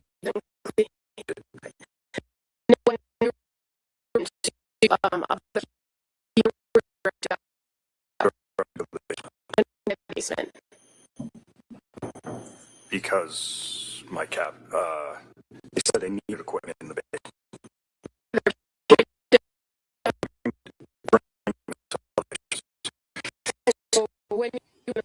I'm just going to pour this and then start again, guys. There were. Were you to make observations of those children? Not really. I mean, they weren't crying. Okay. And fair to say they were being treated by others? Correct. And so once you dropped off that equipment, did you go back outside? I did. And what ultimately was your role at the end of this call? What were you asked to do? I was asked to drive. Okay. So the ambulance that responded from Duxbury, that's ambulance number 1? Correct. Ambulance 1. Did you drive that ambulance to a hospital? Correct. Which hospital was that? I forget if it was the Jordan or the BI now, but it's the Plymouth Hospital. Here in Plymouth? Correct.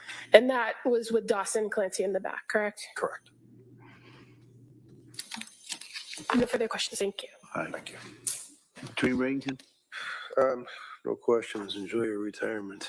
All right. Thank you, sir. Thank you.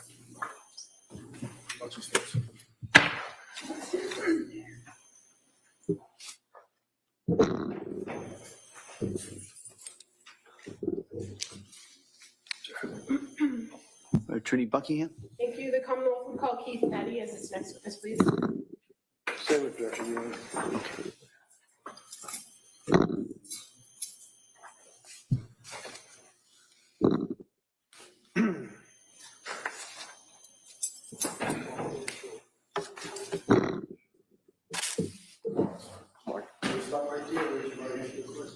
Good morning. Do solemnly swear that the testimony in the evidence you shall give to the court and the jury, no matter how many between the Commonwealth and the defendant impartially. Thank you, sir. You may have a seat. Watch your step, please. Hi, good morning, sir. Good morning. All right, counsel. Thank you. Good morning. Good morning. Could you please tell the jurors your first and last name, please? First name is Keith. Last name is Nettie, Nette. And where do you work, sir? I work for the Duxbury Fire Department. How long have you been with the Duxbury Fire Department? About 17 years. And currently working for the Duxbury Fire Department, what is your role? What do you do there? Right now, I'm a captain, shift commander. Okay. And are you a firefighter as well as a trained paramedic? Yes. At Duxbury Fire, you all work 24-hour shifts? Correct. If I draw your attention to January 24th, 2023, do you recall working a 24-hour shift that day? I was at home. Okay. And so what was the shift that you were working that week, if you remember? I believe I worked maybe 2 days prior. I don't really remember. Okay. So you were on a day off? Yes, correct. And how was it that you ended up being involved in the call at 47 Summer Street on January 24th? We were recalled from via a pager and a text message that there was an incident going on and that we were to respond. So can you explain to us how that works? So a tone goes off through dispatch that sends off a pager at our houses that alerts us. Then we also get text messages about the incident and then respond either to the station or to the scene, whichever they request. As a Duxbury firefighter, are part of your responsibilities to respond to these recalls? Yes. Is it a voluntary thing? Yes.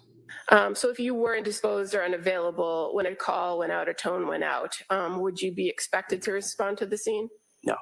But in this case, on January 24th, just after 6 p.m., you heard that call go out, correct? Correct. And so then what did you do when you heard the call? I drove to the scene in my personal truck. When you got to the scene, what did you see? I saw police and fire vehicles, and then I walked up the driveway and walked into the back of the ambulance. Now, when you arrived and saw police, so that was Duxbury Police? Correct. And the fire personnel that was on scene, who was on scene, if you remember? I only saw two people on scene initially. That was Kevin Heath and Sergeant Homestead. Okay. And Sergeant Homestead is a Duxbury officer? Correct. Now, was there a Duxbury ambulance in the driveway when you pulled up? Yes. And before even getting past that ambulance, were you asked to assist? Yes. What did you see when you came to the back of that ambulance? I saw an officer, Sergeant Homestead, and Kevin Heath doing CPR on a child. Had you seen how the child ended up in the ambulance, or did you come after? I came after. Okay. Did you then help take over with treating that child in the back of the ambulance? Yes. What was your initial observation of the patient? What did he look like? Blue, white, non-responsive, not breathing, no pulse. And this particular patient, did you come to learn him to be the child named Dawson Clancy? Yes. And he was approximately 3 years old? Yes. What kind of treatment did you and the paramedic Heath offer to Dawson in the back of the ambulance? What did you do? We tried to start an IV, then we also started an IO, which is kind of like an IV. Tried intubation, which is an advanced airway, medications, and continued CPR. So an IV, that's just putting a needle into somebody and trying to pump fluids in medicine, correct? Correct. Tell us what an IO is. An IO is interosseous, which is basically into the bone marrow on the lower leg. So what do you do to try to enter an IO? Usually we have a drill, but we had a manual one instead. So what do you do with the manual drill to enter the IO? You just twist and then it goes into the bone. And what bone do you attempt to do this in? And were you able to enter that IO into Dawson? Yes. What is the purpose of the IO versus the IV? If the patient has difficult access, which pediatrics do. And in this circumstance, what kinds of medication were you trying to deliver through the IO to Dawson? Epinephrine. What's the purpose of epinephrine? Basically kind of helps to restart the heart. And at this point, he had no heart activity? Correct. You also mentioned attempts to intubate. Can you tell us what that means? So intubation is an advanced airway where you put a tube into the airway to secure it to deliver high flow oxygen. Were you able to intubate Dawson? Yes, Kevin Heath did. And what do you do when you enter the tool to intubate? You go into the mouth and you do a motion of pulling up to see the vocal cords so you can pass the tube through. And what do you attach to the tube to try to increase breath? Oxygen and BVM, which is basically you're squeezing a bag. So BVM would stand for bag valve mask? Correct. While you were treating Dawson and doing the airway, intubating him, giving him the medicines, were you able to observe anything about the area of his neck? Yes. What did you observe about his neck? Dark red marks around his neck.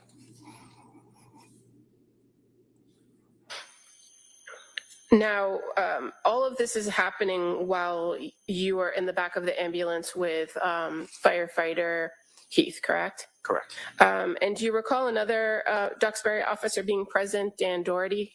Yes. Eventually, was that ambulance then sent to the local hospital? Yes. Which hospital did you guys go to? EI Plymouth. On the ride to the hospital, did you ever get a pulse for Dawson? No. Were you ever able to resume breathing using that method with the bag valve mask? No. The efforts to give him the medication, the epinephrine, did it ever do anything to start his heart? No. When you arrived at the Beth Israel Hospital emergency department, tell us how you transferred the care of the patient. We wheeled the stretcher in. We went into the first room, which is trauma 1 and trauma 2. We moved the patient over to their bed and then transferred care. While you were at the emergency department at Beth Israel, did you see another child from that same home come in? I did. And what department brought them in? What fire department? Marshfield. Did you do anything to assist Marshfield when they came through the emergency department? I assisted in compressions when they were getting the child out of the ambulance. And is that something that is ongoing during when you're trying to transfer care to the emergency staff? Yes.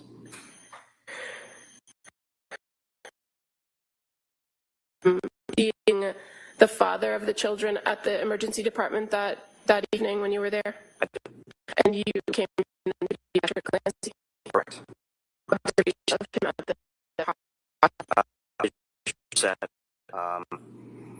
And yeah, just basically visually upset. Did you do anything yourself to assist him when he was there? I assisted to get a chair in case he needed to sit down. And was that before or after the children had been declared? I believe it was after. Thank you. All right. Attorney Reddington? I have no questions. Thank you, sir. All right, thank you, sir. You may step down. Thank you.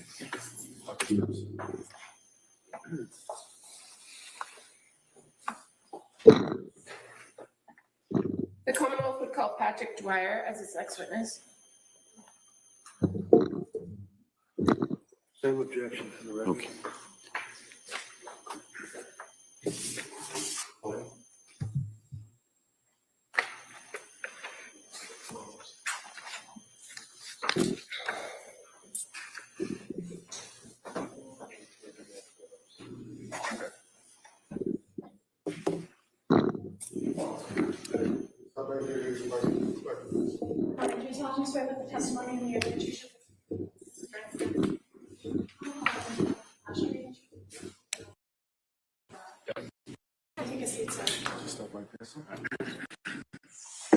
All right, good morning, sir. Morning. All right. Yes, counsel. Thank you. Good morning. Morning. Could you please tell the jury your first and last name? Patrick Dwyer, Can you please spell your last name for the record? D-W-Y-E-R. And how are you employed, sir? I'm a firefighter paramedic at the Duxbury Fire Department. And in what capacity are you a firefighter or paramedic? Do you have any supervisory roles? No, I'm not a supervisor at the department. Now, in your role as a firefighter and a paramedic, did you receive training for those roles? Yes. And how long have you worked for the Duxbury Fire Department? It's in my 8th year right now. I'm going to draw your attention to January 24th of 2023. Do you recall working that day? Yes. Were you on a 24-hour shift? Yes. And so that would be an 8 a.m. to 8 a.m., correct? Correct. At approximately 6 o'clock or just after 6 p.m., were you dispatched to 47 Summer Street? Yes. What was your assignment that day on shift? I was working on the engine out of our Station 2. Where is Station 2 located in the town of Duxbury? On Franklin Street. When the dispatch came into 47 Summer Street, do you know approximately how long it took you to get from Station 2 to the location? A few minutes. Who was working with you at Station 2 that day? Jennifer Stratton. What were each of your designated roles? I believe Jen was driving the engine and I was in the officer's seat. Now, at Station 2 in Duxbury, is it normal for just two of you to be on shifts at that station at any given time? Yes, correct. And fair to say there are other firefighters and paramedics that are on staff at the central station, correct? Correct. And in this dispatch, you at Station 2 on the engine were dispatched to 247 Summer Street, correct? That's correct. When you received the dispatch, did you have any information that there had been children involved? No, we did not. When you got to the scene, what did you see? When we got there, it was dark out. We started walking towards the house, and the other firefighters were there before us. Then we were directed to go to the basement. Before going to the basement, were you directed towards the outside of the house and then redirected to the basement? We were walking towards the backyard, so I believe that's where the first person was located. So we were kind of making our way back there. So I'm just going to show you what's been previously marked as exhibit number 34. Can you see it on the screen next to you? Yes. And so would this be 47 Summer Street? Yes. And fair to say you were on your way to the backyard on the left side when you were redirected? Yes. Did you ever make it into the backyard? We went through the backyard to go into the residence. But you were directed to the basement, testified? Yes. You can take a look at that screen again. I'm going to show you what's been marked as exhibit 38. Can you see over here sliding glass doors? Yes. Is that where you entered the house? Yes. You indicated that you also went to the basement, correct? Correct. When you got into the house and went down into the basement, which side did you go to at the bottom of the stairs, the right or the left? We went down to the left. What did you observe when you went down into the basement? We saw two children on the ground and the father sitting on the couch next to them. So again, I'm just going to show you what's been previously marked as exhibit 95. Is that fair to be the left side? Yes. Basement. And exhibit 96. Where did you see the father? He was sitting on a couch or something in the area. Not sure exactly which one. Did you also observe the children on the floor? Yes. How many children? 2. What did you do when you observed the children? We started CPR. They were in cardiac arrest. Okay, and so which child did you work on? The 5-year-old girl. Okay. Where was she located? On the floor in that room. So as far as looking at exhibit number 96, does that depict the general area where you saw the 5-year-old child? Yes. Where did you treat her? Where did you see her? Right in that area. I can't remember exactly where it was. Okay. In this photograph of exhibit number 96, do you see a lot of equipment? Yes. And I'm just going to show you exhibit 101 too with some more equipment. Do you see all that equipment there? Yes. Is that equipment that was used to treat the 5-year-old child? Yes. Did you learn her name to later be Cora Clancy? Yes. While you were assisting or working with Cora, what was Jen Stratton doing, your partner? She was with the other child. Do you recall where the other child was in relation to Cora? They're kind of right next to each other.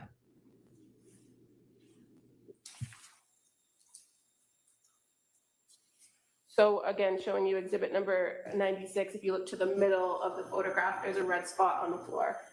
Is that a fair place where Cora was? Yes. And would the other child, the younger infant, was he closer to the couch or the bed area, or was he in a different location in the basement? Probably more towards this side, I would say, if I could remember. When you say this side, Like, what do you see in the picture to depict where? probably closer to the cardiac monitor. Okay, and can you tell us which is the cardiac monitor? Is it here at the bottom? Yes, that piece of equipment right there. And again, in exhibit 101, can you see the cardiac monitor a little better? Yes, Where is it in this photograph? right there. Do you mind just getting up and pointing to it on the screen? So we're talking about this black bag that is sort of off center of the photograph next to a blue bag. Is that fair? Is that? Sorry, what was the question? I'm just trying to locate it on the picture for the record. So you pointed to a black bag that's kind of off center in this photograph, correct? This is a cardiac monitor. Okay, thank you.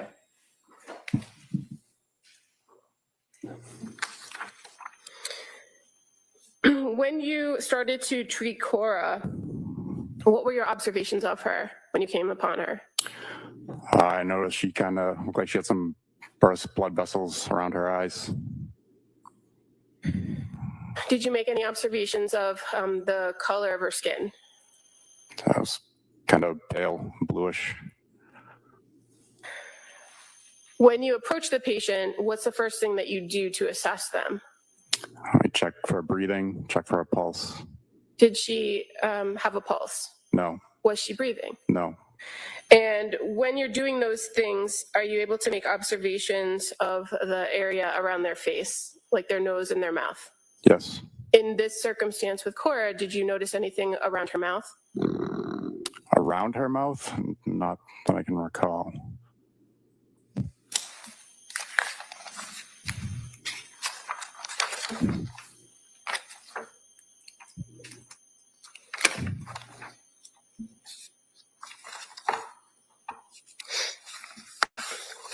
When you are trying to assess her breathing, is there anything you do to try to resuscitate somebody or get them to breathe?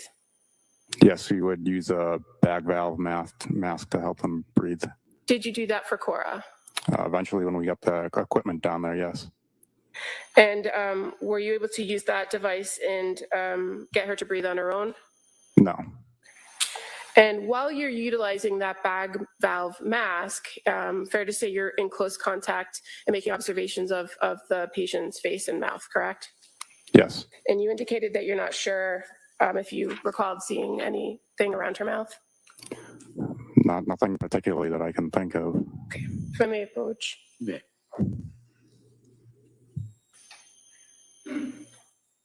Just going to show you page 9, and if you could read like 17 through 19 to yourself.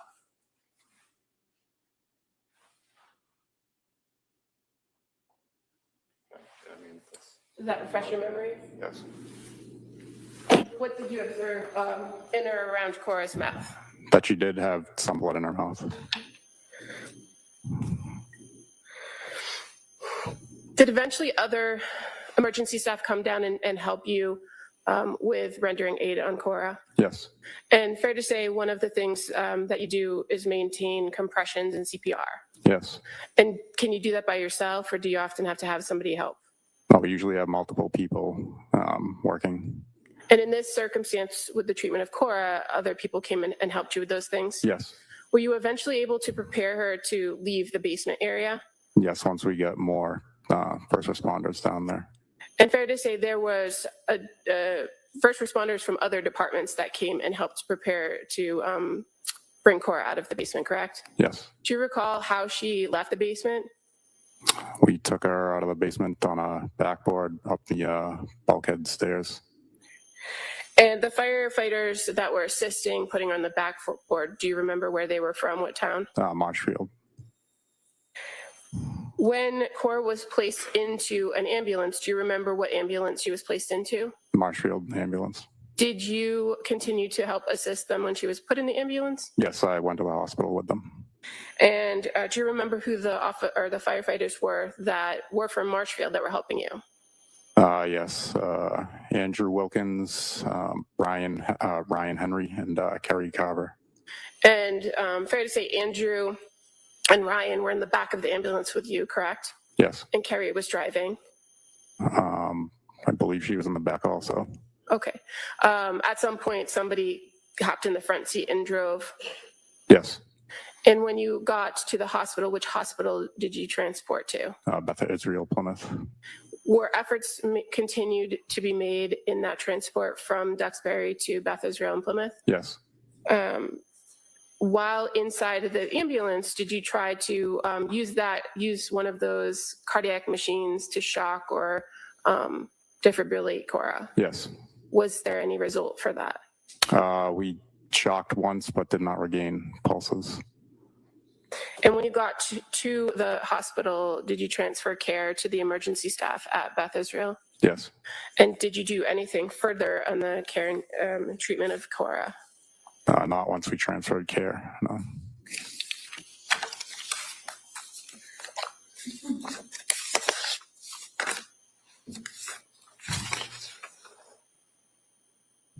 And nothing further. Mr. Reddington? I have no questions. Thank you, sir. All right, thank you, sir. You may step down. Thanks.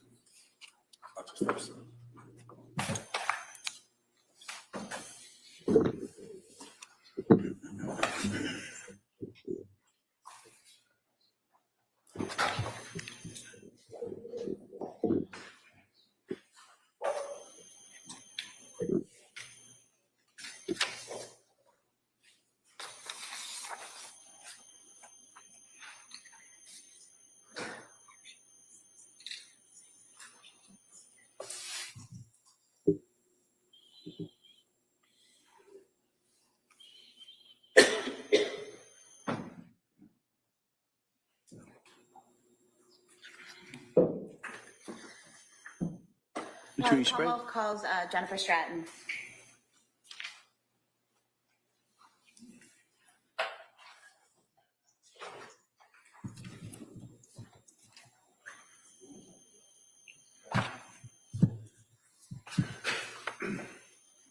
Same objection, Your Honor.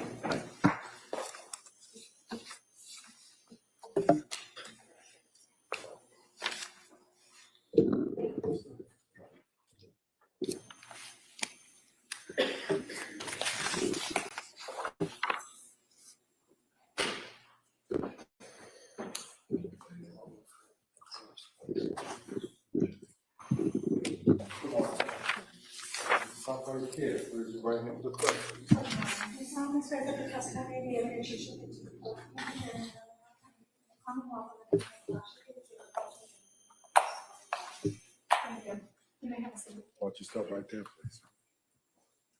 Hey, good morning. Morning. All right. I'm going to ask you to keep your voice up so the jury can hear you, okay? Okay. Great, thank you. Yeah, Attorney Sprague. Thank you. Good morning. Can you please state and spell your name for the record? Yes, Jennifer Stratton, JenniferStratton. And your date of birth? July 11th, 1986. Where do you work? Duxbury Fire Department. And how long have you been a Duxbury firefighter? 12 years. Are you also a paramedic? Yes. And how long have you been a paramedic? About 13. And have you completed all the training and certification required to be a paramedic? Yes. I want to direct your attention to January 24th, 2023. Were you working that day? Yes, I was. And were you working a 24-hour shift that started at 8 a.m.? Yes. And were you part of a crew that was dispatched to 47 Summer Street just after 6 p.m.? Yes. And who was with you in that crew? Firefighter Patrick Dwyer was with me in the engine that night. And approximately how long did it take you to get from the station you were located at to 47 Summer Street? Maybe 4 or 5 minutes. And were you driving? I was driving that night. What did you see when you arrived? Pulled up to the address, saw our ambulance crew. They had arrived just before we did. They were starting to walk to the back of the house. And did you follow? Yes. And what did you see in the backyard? Came to the backyard, saw firefighter Dan Doherty kneeling next to a person. It was very dark. Ended up being Miss Clancy. That was all we saw for a few seconds. And at that point, did you hear something? We did. Heard a voice yelling for us to get inside of the house, that there was a kid hanging in the basement. And did you go into the house? We did.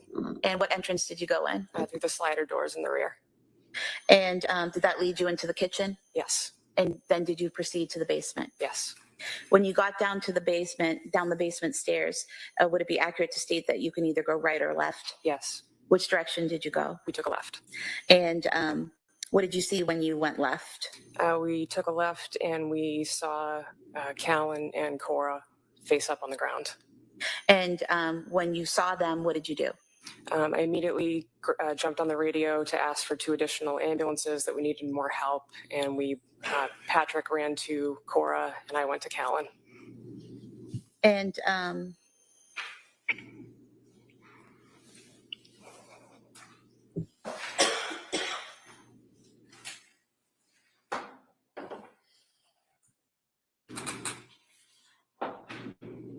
showing you what's been marked as Exhibit 100. Is this the room that you entered? Yes. And where was Cora, to your memory? Cora was just to the left in this picture, and Callan was just to the right. And when you say just to the left, are you putting over towards the equipment against the wall in the picture? Yes. And when you say to the right, are you pointing to the area to the right of the dresser? Yes. And showing you Exhibit 98. Is that the area where Callan was found? Yes. And close up, Exhibit 99. You see the pajamas there, the stethoscope, and the blue exercise band? Yes. Do you recall removing Callan's pajamas to treat him? I did, yes.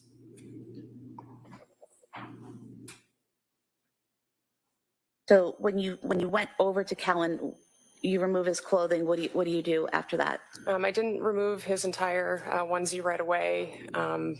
Made sure that checked him for a pulse. He did not have one. Immediately started chest compressions on him. Now, for this is an 8-month-old baby, Yes. correct? Is the way you do chest compressions for a baby different than other people, other ages? Yes, because of the size, you have to scoop your arms around and you compress with your thumbs in the I'll allow it. So you said you have to put your hands underneath on the back of the child and then use your thumbs to do compressions? Yes. And is that what you did for Callan? Yes. And what did you do next? Continued CPR on him until more help and hands started to arrive on scene. We had an off-duty firefighter, Tom Brandt, come in, and he started to assist me. He took over compressions briefly while more help started to arrive. When Brandt took over chest compressions, what did you do? At that point, someone had brought down a bag valve mask to help us deliver oxygen to the child, and we started delivering oxygen to the child. And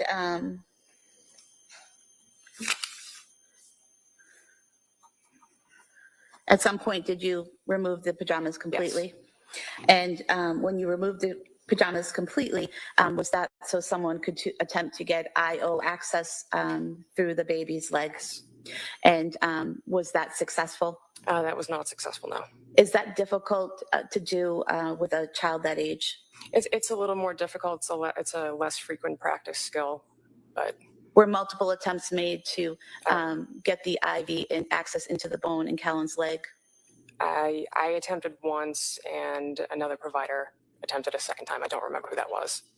And neither attempt was successful?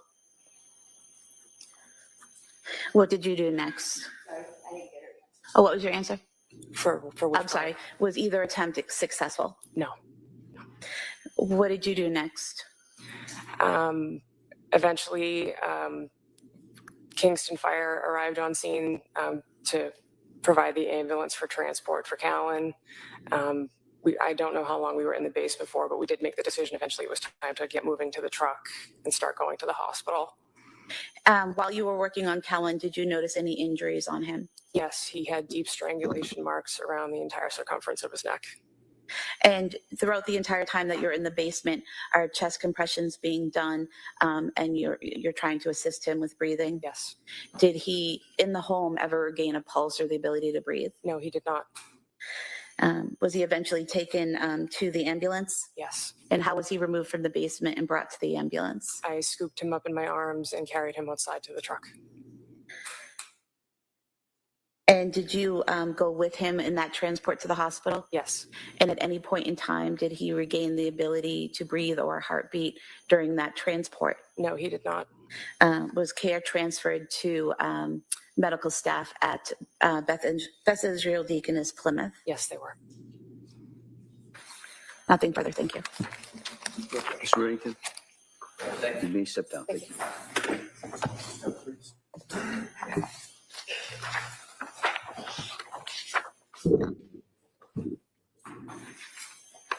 Thank you. Commonwealth calls Robert Costanzo.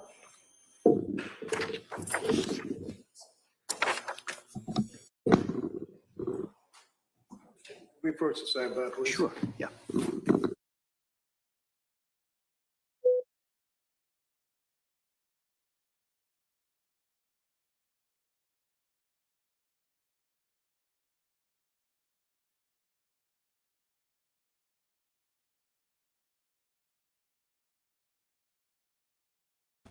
Guys, when I first saw the pictures when they were talking about finding the kids, and I seen them fed the straps, the exercise bands through the door handle, I thought, oh my God, it's like she's hung them.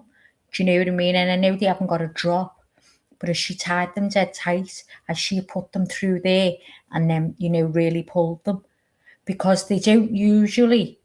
They have to leave the crime scene, don't they, as it was, as much as they can. So I just automatically thought that, and thought I'll mention that when we go, end up having a talk in the break.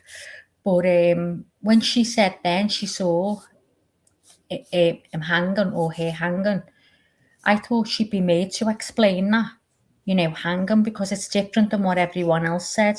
It could be a mistake, but I don't think they let you do that.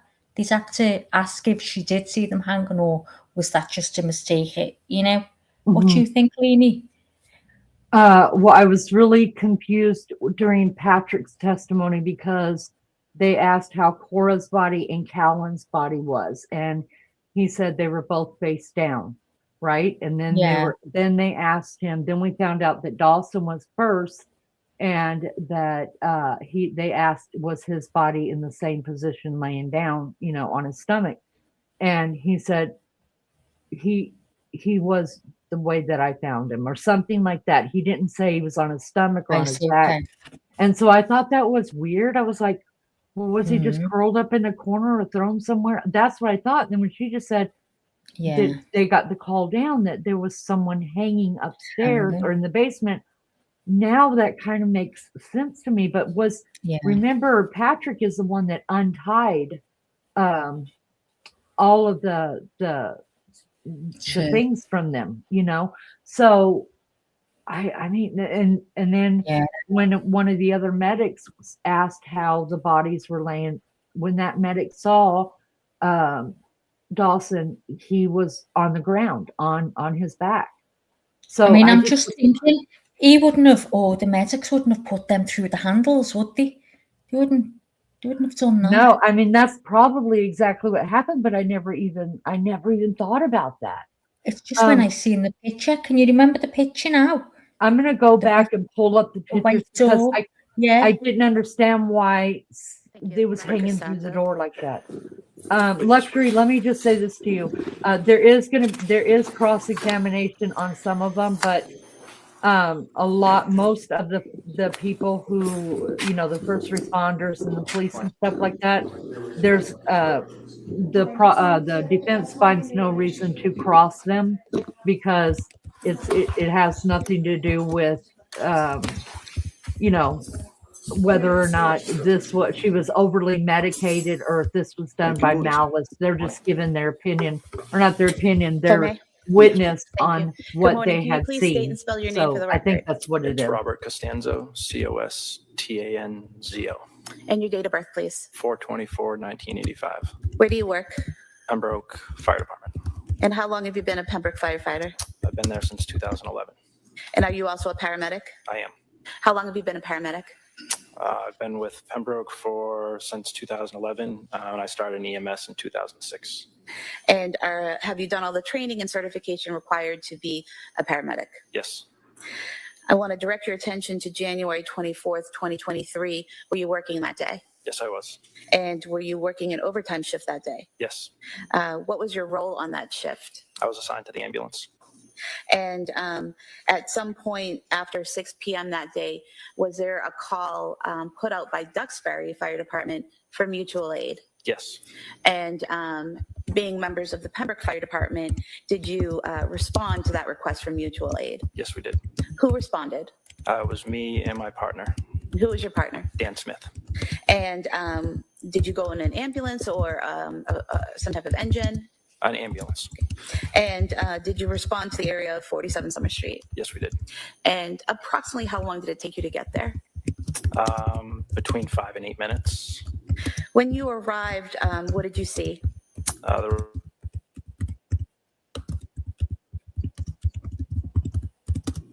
When you arrived, were you directed to the backyard? Yes. And did you see a patient there in the backyard? Yes, we did. And where was she located? She was on the ground with a Duxbury firefighter. She was already C-spined on a longboard with a collar. She was unresponsive, but breathing on the ground. And did you learn her name was Lindsay Clancy? Yes. And when you say she was already on a board with a C-spine, what type of equipment are we talking about? And if you could just explain to the jurors. So it's just a long flat board that we use to secure people when there's possible spinal injury. And she already had the collar on her neck. They had already started treatment prior to our arrival. So they had her all secured to the long backboard with the collar applied. And did you notice anything about her wrists at that time? Yes, her wrists were bandaged previously, assuming some kind of injury. There was no active bleeding or anything through the bandage. It was just, but her wrists were bandaged. Was it white bandaging? Yes. And so nothing was seeping through to your eye? Did you see anything on her neck area? She had some superficial lacerations that we could see around the collar, but we don't typically remove equipment after it's already been placed. So I didn't investigate any further than that. There was no active bleeding that I could see, so we just left it alone. So there was, even with the collar, there was nothing, no blood flowing out of the collar or pooling around her or anything like that? Correct. Was she breathing? She was. Was she responsive? No. Was she making any noise at all? She was moaning and groaning, but no words, no verbal response. Did you bring her to your ambulance? Yes, we did. And when you got to the ambulance, what was your role? I was the tech in charge, so we did as much of an assessment as we could without removing her from the board to look for any further injuries. Other than the injuries that the Duxbury Fire Department had already found, we didn't find any further injuries. And then we continued with treatment, vital signs and such. When you did the assessment, did you look at her head? Yes. Were there any cuts or bumps or dents that you noticed in her head? Not that we noticed, no. What about her arms other than the bandaging on her wrists? Were there any cuts, obvious broken bones or injuries to her arms or her hands? No obvious broken bones or anything, no. And you said you were the tech. What does that mean? I was the medic that was in charge. It's one or the other. You're either assisting the medic that's in charge or you're the medic in charge. Okay. So I was the medic in charge. And was anyone else in the back of the ambulance with you treating Ms. Clancy? Yes, my partner, Dan Smith. Who was driving the ambulance, if you recall? It was our deputy chief, Jim Shea. And do you recall which hospital you went to? South Shore Hospital. While you're, well, let me ask you, how long approximately did it take you to get from 47 Summer Street in Duxbury to South Shore Hospital? It's typically about, from Pembroke, it would be about 15 minutes, so it would be a little bit longer than that. I'm not sure the exact time, so probably maybe 18 minutes. Okay. And while you're in that transport in the back of the ambulance, after you've done this examination of Lindsay Clancy to see if there are any other injuries, what do you do next? So we would start treatment. So we started putting 2 IVs as a precaution and any other treatment that was needed. So we noticed that her pupils were constricted, and she was unresponsive. So we treated for a potential opioid overdose. We gave 2 milligrams of Narcan, and she seemed to become a little bit more agitated, trying to grab, reaching out with her arms, but no verbal communication. She never fully woke up. And have you given Narcan to individuals in the past in your role as a paramedic? Yes, I have. What is the typical reaction when you give a patient Narcan? It depends on the drug that they took or the amount of drugs that they took, but depending on what they take, their respirations will go up, their pupils will get a little bigger. Sometimes they fully wake up. We know who they are, who's referred to. The patient. Yeah. And you were referring to patients that you've dealt with in the past in your role as a paramedic, is that correct? That's correct, yes. Okay. And so they would often wake up when given Narcan? Yes. And what type of drugs, based on your training experience, does Narcan work on? We're trained to use it for opioid overdoses, so heroin, fentanyl, other drugs like that. Okay.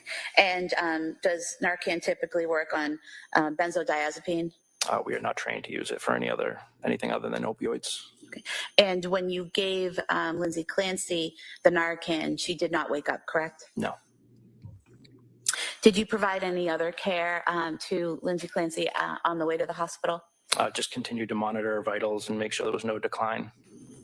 And once you arrived at the hospital, did you transfer her care to the hospital staff? Yes, we did. No other questions? All right. So you're not trained in Narcan on benzodiazepines, is that correct?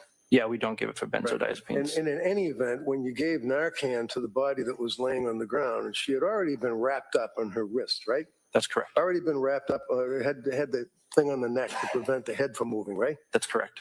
And also had bandages perhaps on her neck area, I'm not sure. There were no bandages that I could see because the collar blocks. Yeah, most of it I could see. There are some holes in the collar that we could see some superficial lacerations through, right. But there was no active bleeding. Her wrists were already bandaged, so we don't take the bandages off after they're on. Okay. There was no blood Good. screws. I ask the questions you can answer them, okay? Narcan administered to Lindsay Clancy on the ground, yes? In the ambulance, but yes. And there was no reaction. It didn't have any effect on her, right? She appeared to become a little bit more, she started reaching and grabbing a little bit more than she was before. That's consistent as well with a person who's had a head injury, right? Could be. Yeah. So in any event, the Narcan that you're trained would be dealing with opioids, right? Yes, that's correct. Now, did you know, sir, at all that she suffered a burst fracture of a cervical spine? Did you know that, sir? No. T5 through T6, T4, 6, 7, 8, all exploded, fractured. Did you know that? No. Did you know that there was hemorrhaging into her body, that she fractured every rib in her body? No. It was pretty dark out there, wasn't it? It was. Did you obviously administer aid to her, or did you also have a flashlight on your head, or were you holding a flashlight, or what? She was already packaged. She was already on the longboard and everything. So we picked her up, put her on the stretcher, and moved out of the backyard into the ambulance. So how long did you handle, if you will, her while she was laying there? On scene, we were only on scene for, I think it was 7 minutes, I think, total on scene from the time that we... Yes.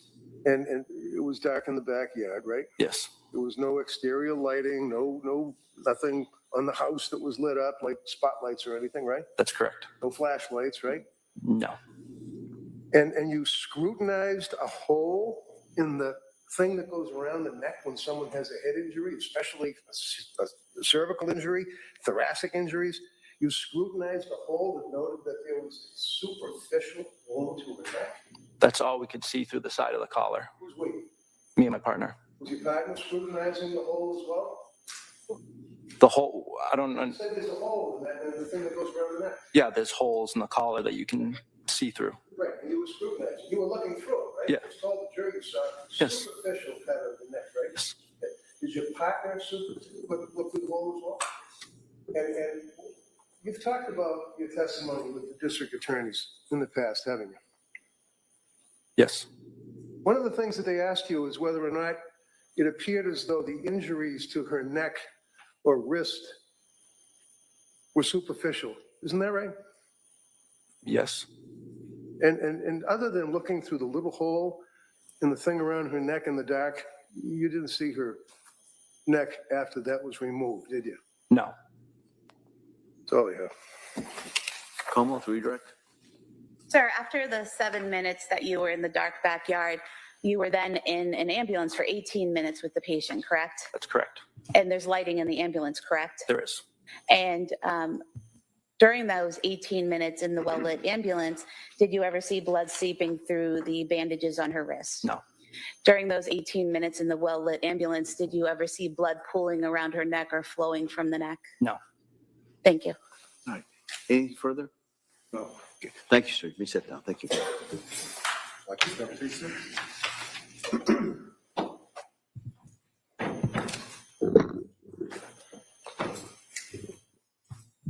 Commonwealth calls Daniel Doherty. Same objection. May testify.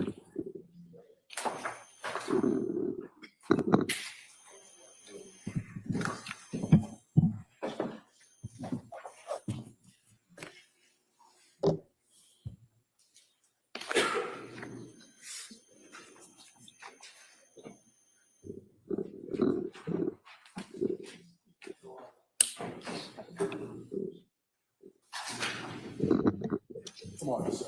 Good morning. Do you solemnly swear that the testimony and the evidence you shall give to the court, the evidence you're going to rather not having between the Commonwealth and the defendant shall be the truth, the whole truth, and nothing but the truth? Thank you. You may have a seat, sir. Watch yourself, please. All right. Good morning, sir. Good morning. All right. Thank you. Good morning. Can you please state and spell your name for the record? Daniel Doherty, Dougherty. And your date of birth? 8/27/1986. Where do you work? Duxbury Fire Department. How long have you been with the Duxbury Fire Department? 5.5 years, full time. Are you also a paramedic? Yes. And how long have you been a paramedic? 4 years. And have you completed all the training and education and certification required to be a paramedic? Yes.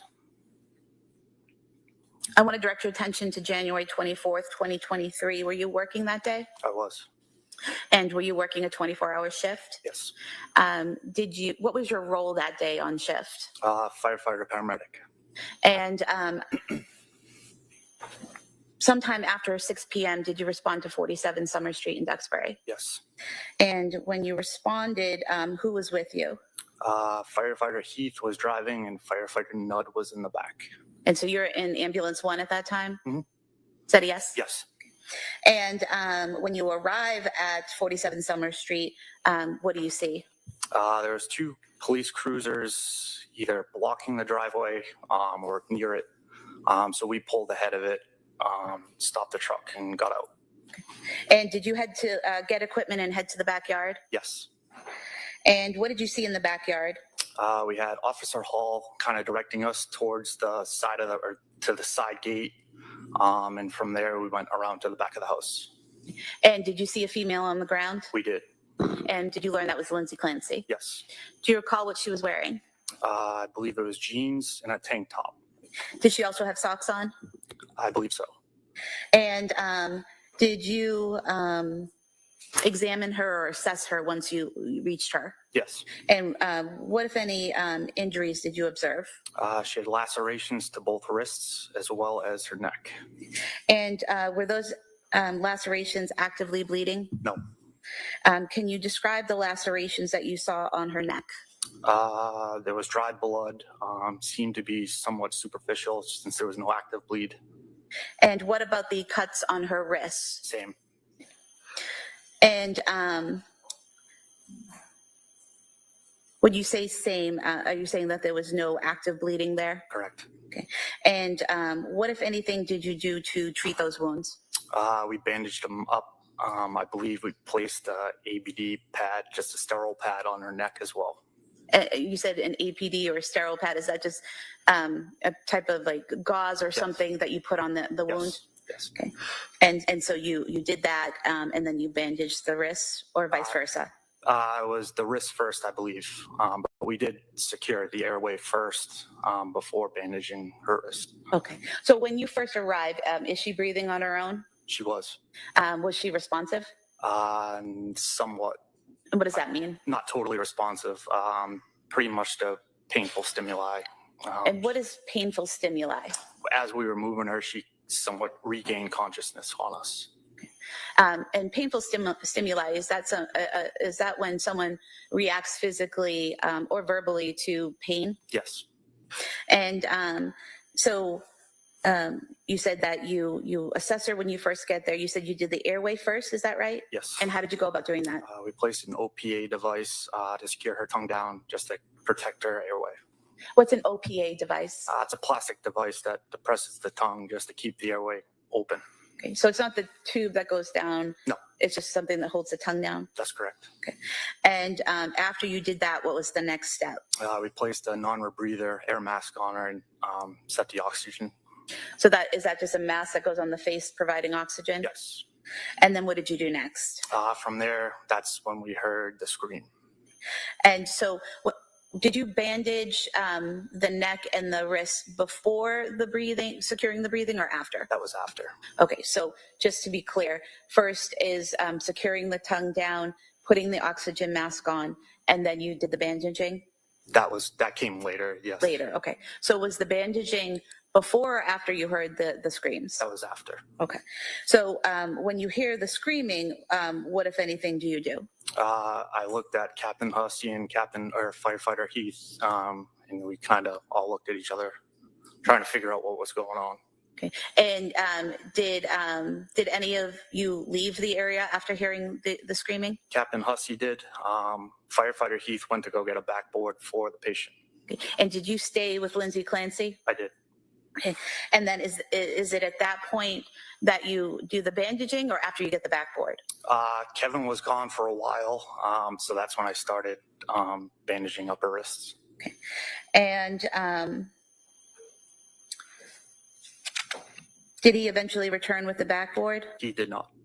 So you bandage the wrists. What happens next? I believe it was Officer Hall came to the backyard. He asked if I needed anything. I told him board.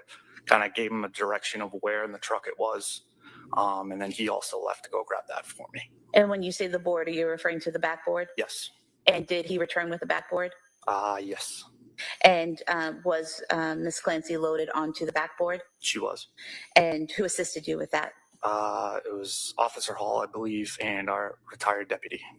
And is there a process that you follow when placing someone onto a board to ensure that that you don't cause further damage? Yes. And what is that process? Just C-spine precautions.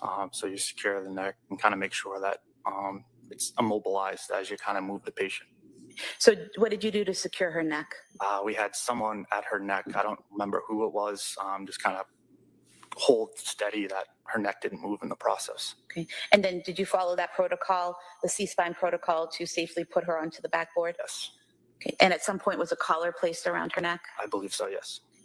And then what happened next? I believe I got on the radio and asked our captain who was transporting first, because we knew that there was multiple patients at that point. Okay. And what were you told? Pembroke was on its way in. They may have just arrived, and she was going with Pembroke. Okay. And were you part of the team that transported her from the backyard to the Pembroke ambulance? Yes. And did you help load her into the Pembroke ambulance? Yes. And did you go with them during that transport? I did not.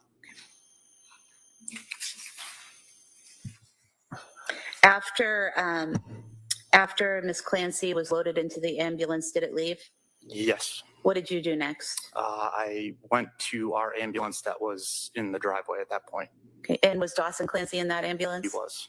And did you ride in the ambulance to the hospital with Dawson Clancy? I did.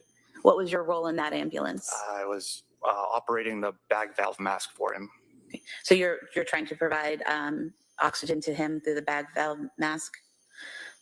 Okay. And was his care then transferred to Beth Israel Deaconess Plymouth medical staff? Yes. And nothing further?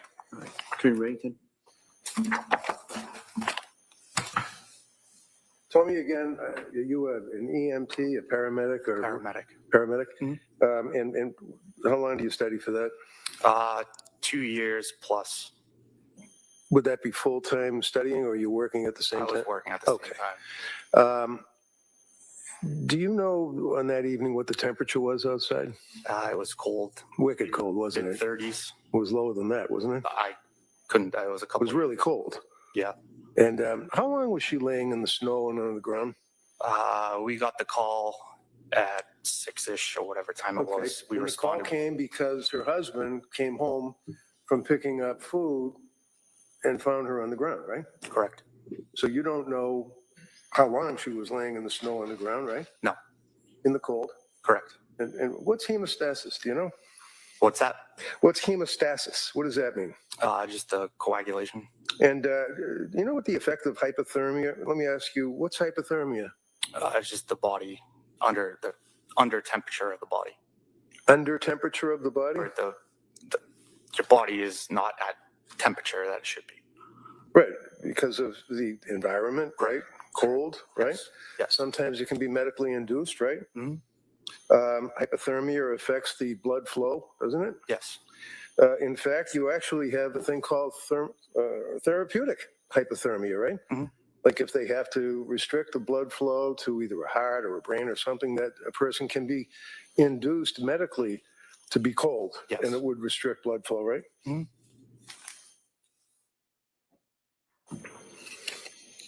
So all these questions about whether or not there's blood seeping through the wrist bandages and whether or not there's blood through the holes on the neck brace, you don't know what effect the hypothermia, if any, had on that, would you? No. Thank you, sir. That's all I have. Redirect. Sir, there's typically heat in a hospital, correct? Usually, yes. And were you aware that, Ms. Clancy went to South Shore Hospital, correct? Yes. And are you aware that the wound on her wrist did not have to be sutured until the following day? I didn't get any of that information after. Were you aware that the wound on her neck never had to be sutured? Same answer. Thank you. Anything further? Thank you, sir. I can sit down. Thank you.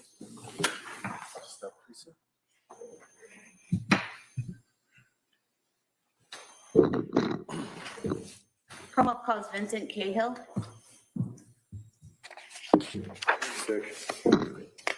You may testify.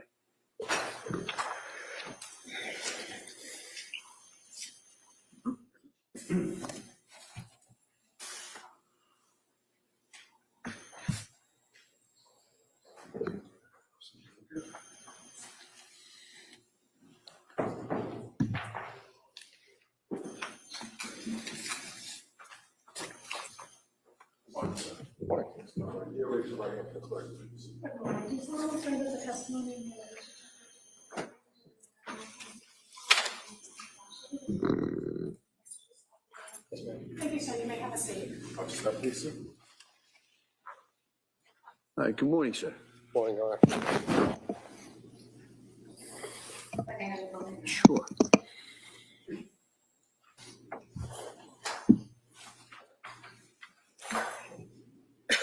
Good afternoon, sir. Can you please state and spell your name for the record? Sure. My name is Vincent Cahill, to be Vincent. Last name Cahill, that'll be Cahill. And your date of birth, please. 11/11/1996. Where do you work?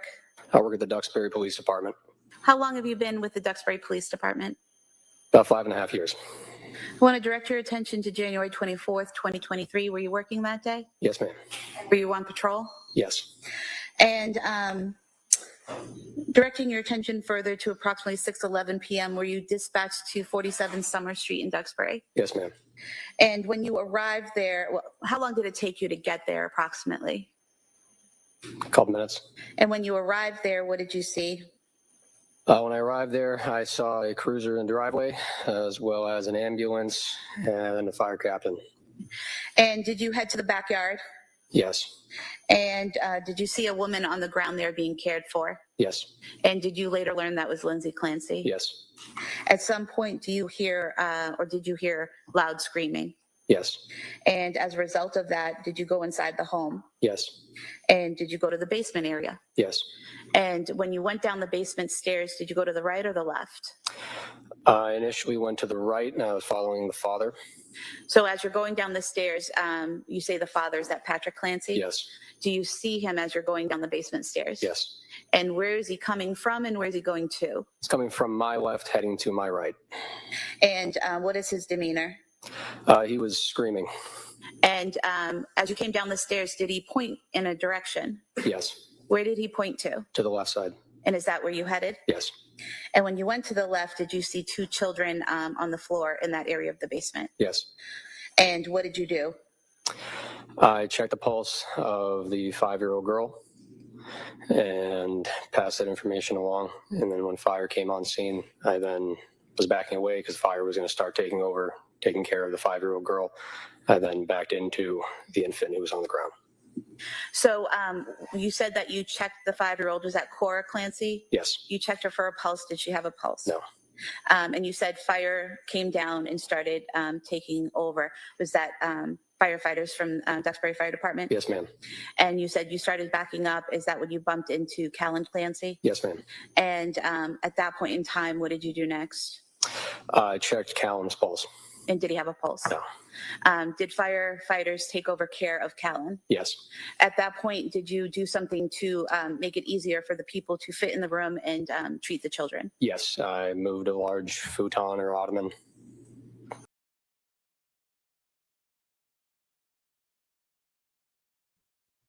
Row. Give me just a minute, you guys. I knew Maggie's laptop was going to die. We didn't think we were going to lose the stream there, so let me find it real quick. Not a big deal. We'll back it up just a little bit. Not a big deal. Let's see, Court TV. Thank you guys so much for being here. Just a little tiny little problem. Not a big deal, you guys. We got this.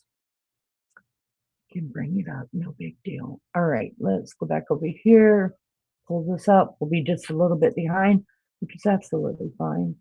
Let's put that up here, share that. We're gonna go live here.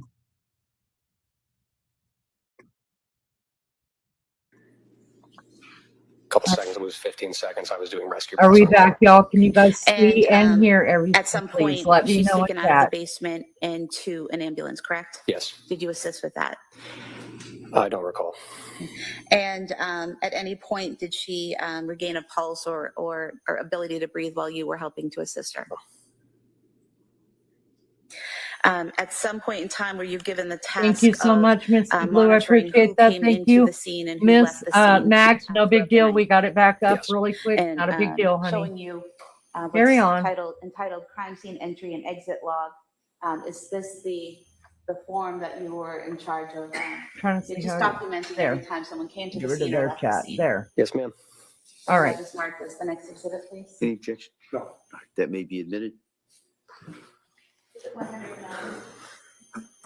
Have nothing further. Thank you. Counsel? No. All right, thank you, sir. Thank you, Your Honor. Thank you. Your Honor, if we may approach side by. Sure. Okay, while they are approaching you guys, we will jump in here really quick. Welcome everybody for being here. I appreciate you so much. All I ever ask, and most of the time I don't even ask this, but I mean, we double tap your screen for me. Magic happens for this channel. When you do that, a little thumbs up goes up to for our channel. And that's all I ever ask of this channel. It's just, and if you don't think it's a thumbs up, give it a thumbs down. I don't mind at all. It just lets YouTube know that you were here and you hated me or you liked me. It doesn't make a difference to me. But I'm a firm believer that the people who like us and that vibe with us and this is their jam, they're gonna find us. I'm a firm believer of that, and that's how we make community here. I don't go stream to stream, live to live, and promote my channel. Never have, never will. I believe that's how the right people end up finding you. So welcome and thank you so much for being here. And a thumbs up or a thumbs down doesn't mean that you've subscribed at all. It's just telling YouTube you have interacted with this channel in some way. I appreciate you. Maggie, how you doing over there, girlfriend? Yep, I can hear you. Did it go off? I'm looking at the screen. The next thing, all things are flashing across the screen. And I'm like, oh my God, trying to get it back. Then StreamYard went off. So I was like, shit. So what's happening? My battery is going. Right, so I'm going to sign in on my phone. I was signed in, but that went off as well. So I was thinking, is it a glitch or something? So did it go off for yous? Yeah, it went. I think it went off for everybody. I know it went off for me, and then I just immediately went Oh, over God, and grabbed I'm it. so So it's, sorry. honey, it's no So, big deal. listen, do me a favour. You get Court TV up, Lee, so you've got it ready and play it. In Yes. case my battery goes and you're on ready. Do you get what I'm saying? Yes, You put ma'am. it on now on the screen. You share it. I'll take this one off. Because this, yeah, if I don't find already- this lead. Yeah, I've already got the one that I pulled up on the screen. It's playing already. Oh, is it? No wonder I could hear two people. Fucking hell, I could hear it going, yes, thank you. Yes, thank you. Okay, yeah. Oh, okay. I was thinking, what the? So, okay then. So, oh, God, let me turn it off. Yeah, I'm hearing both now. Welcome, everybody. Thank you for being issues here. that It's all new we day. have to kind of And hammer see you out later. and get Thanks done. for coming in. And rather than have you wait around, I'm not quite sure how long that's going to go. I'm going to excuse you for the day. Okay. All Is right? it okay Wow. now, So that Lee? sometimes Wow. the schedules don't always match up what I tell you they're going to do even a couple hours before. So I'm going to excuse you until tomorrow morning. All right. And so tomorrow morning, the plan is that we're going to go on this view. And I'll explain it a little bit more in detail tomorrow. But just so you can kind of picture it in your head, I'm going to ask you to be here, to be ready to come out here at 9 o'clock. I'm going to address you, probably ask you those same questions. Then I'll give you a little bit of information about the view. I'll give you an instruction. What the view is, we're going to go to a couple of areas. You're going to be able to get out and look at these areas. The lawyers will be there. They'll be able to point out what they feel is significant. And at that point, we'll then come back. We'll consider continue with some of the testimony. We may end up a little bit early tomorrow as well in regards to the schedules. And at that point, I'm going to talk to counsel, kind of see where we are in regards to the overall schedule. But it's my impression that we are ahead of schedule at this point. So I just kind of wanted to let you know that. So I'm going to excuse you till tomorrow morning rather than have you sit here and just kind of wait in regards to that. So I'm going to excuse you till tomorrow. I'd ask you to be here at 9, check the weather, see, but you'll be on the view in the morning, and then there'll be some witnesses in the afternoon. All right. So remember, I'm going to ask you those questions. Don't read anything. Don't talk about it. Don't do any research. Don't take any field trips. And I'll see you tomorrow morning. Okay. Thank you. All right. All right. Sure. Close your notebooks. Waiting on the chairs, please. Well, that ended soon, didn't it? It's good to know that when Saved by the bell, Lee. I was Yeah, I saved by the bell. You know, let me see. Let me do this right here. You okay? Why isn't it unmuting? I don't know, or muting. Anyways, when he first said we're just going to convene for the day, I thought, well, no wonder, because they originally said this trial is going to go for 6 to 8 weeks. Yeah. And I thought, well, hell, that's why. All right. Let me see what he has to say here. In recess until tomorrow, the court, the media, My the court laptop is on had fire. issued previously a specific order regarding the view. There's a supplemental order issued this morning. So everybody should just be aware of that. And I want to thank everybody for their consideration, and we'll be in recess until tomorrow morning. Court, all right. Thank you, Judge.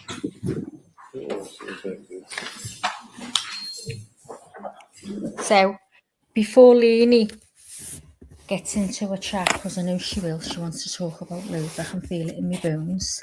I'm going to say goodbye, because you know what? My laptop's going on fire, but it's showing me red, it's going to go off, and I haven't got the lead. I'll have to go and leg it for the lead. Okay, Rebecca? If I talk slow enough, can you understand me now? I'm really sorry you couldn't understand me. It's when I get excited. I'm grateful that everyone else can now. So I'm going to say goodbye. Thank you for being here. It means the world.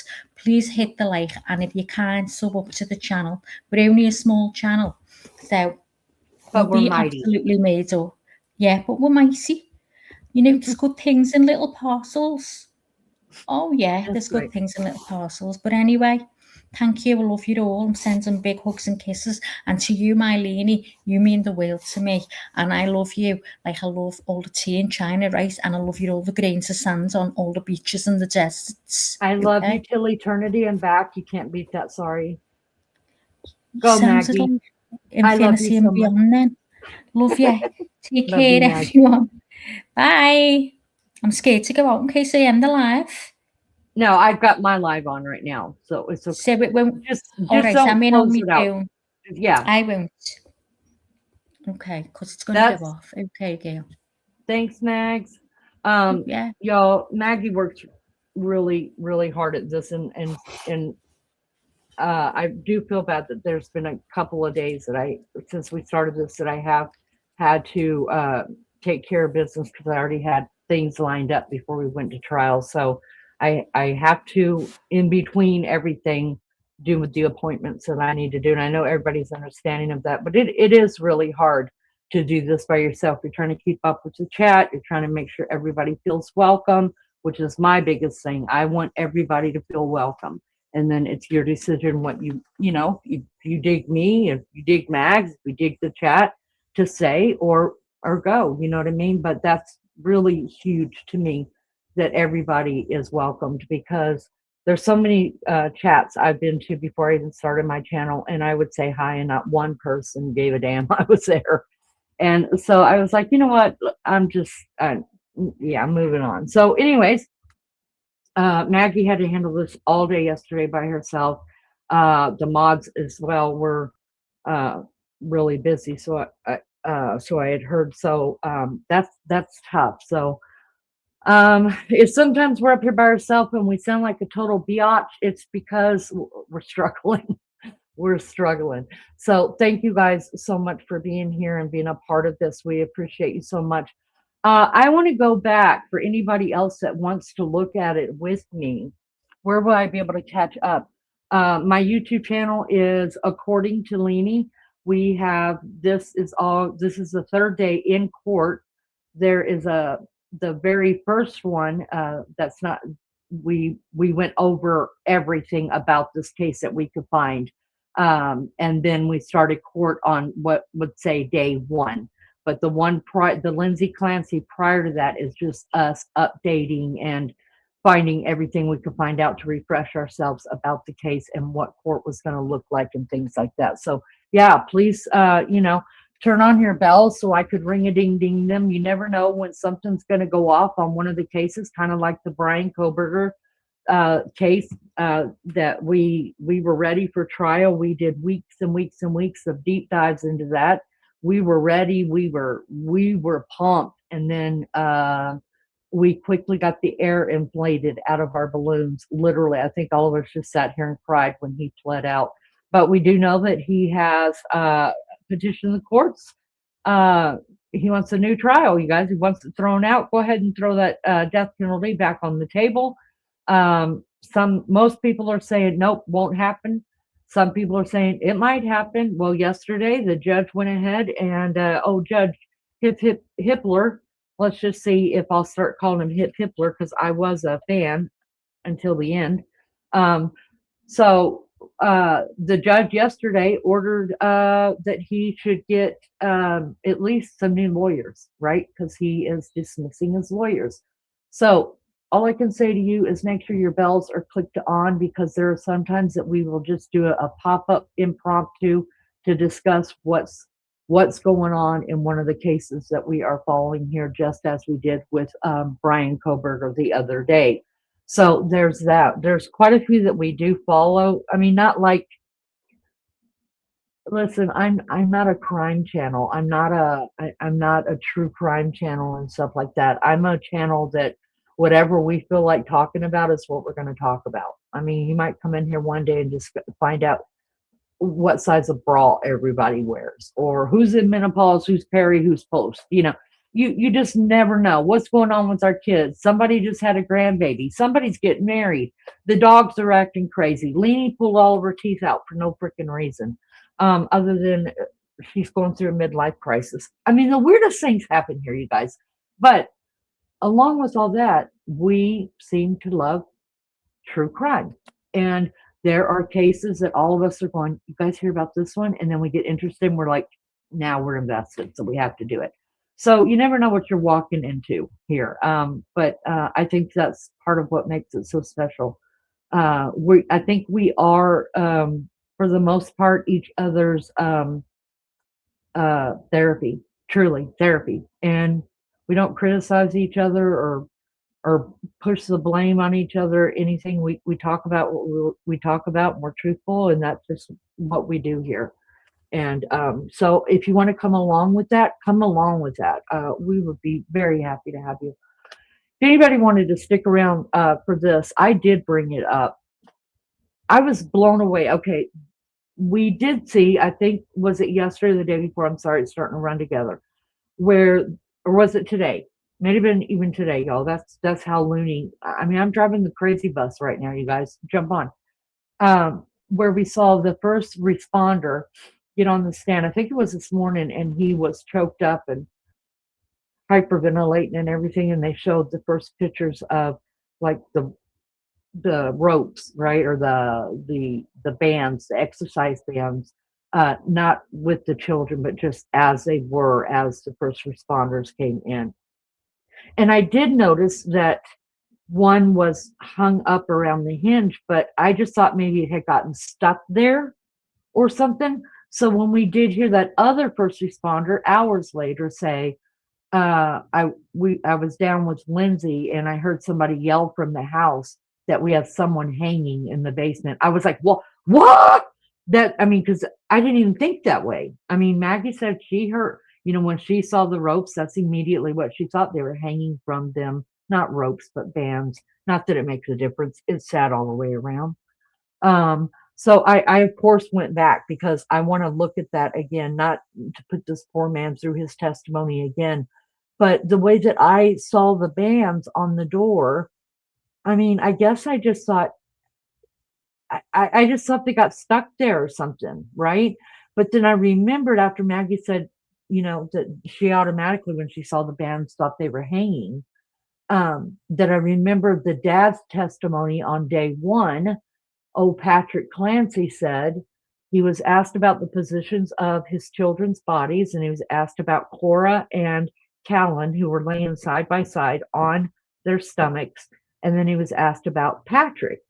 And he said he kind of like paused a moment to get his wording together. And he said he was something about how he was found, because they said, was he on his stomach too? And he said he was found, but you could tell he was found in a different way. I can't remember his exact words. I'm paraphrasing here, but you could tell that he wasn't found in the same way.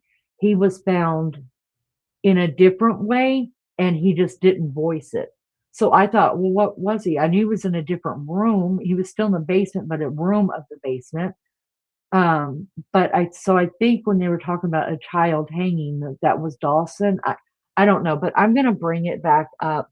What time are we back? I had to go into the courthouse and do some work. I'm an hour behind. I said, no big deal. Mama Grace, it's so good to have you here, Love Bug. Listen, they have stopped court for the day.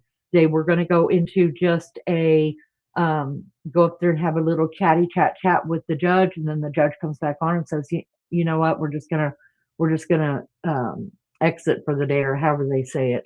And he closed it down tomorrow, which leads me to believe that tomorrow, because they are all going to a couple of locations, including the house. Now that this happened now, just a reminder, they are not allowed to go in the house. The house has been sold, and the new owners do not want anything to do with this, and they don't want people walking through their home. So, and from what I understand, the house looks totally different now anyways, even from the outside of it.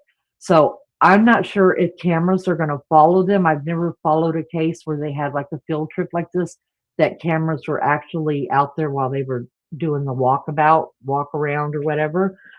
So I'm guessing that court will resume in right here in the courthouse after lunch. So there's that. So we're done for the rest of the day. They've already sent the jury out. Everybody's gone already, instead of doing a lunch break and resuming this afternoon. That's not what's happening. they got to do something else. I've never really seen a trial that's quite like this one, where they started so late sometimes and then ended so early and then changed their mind and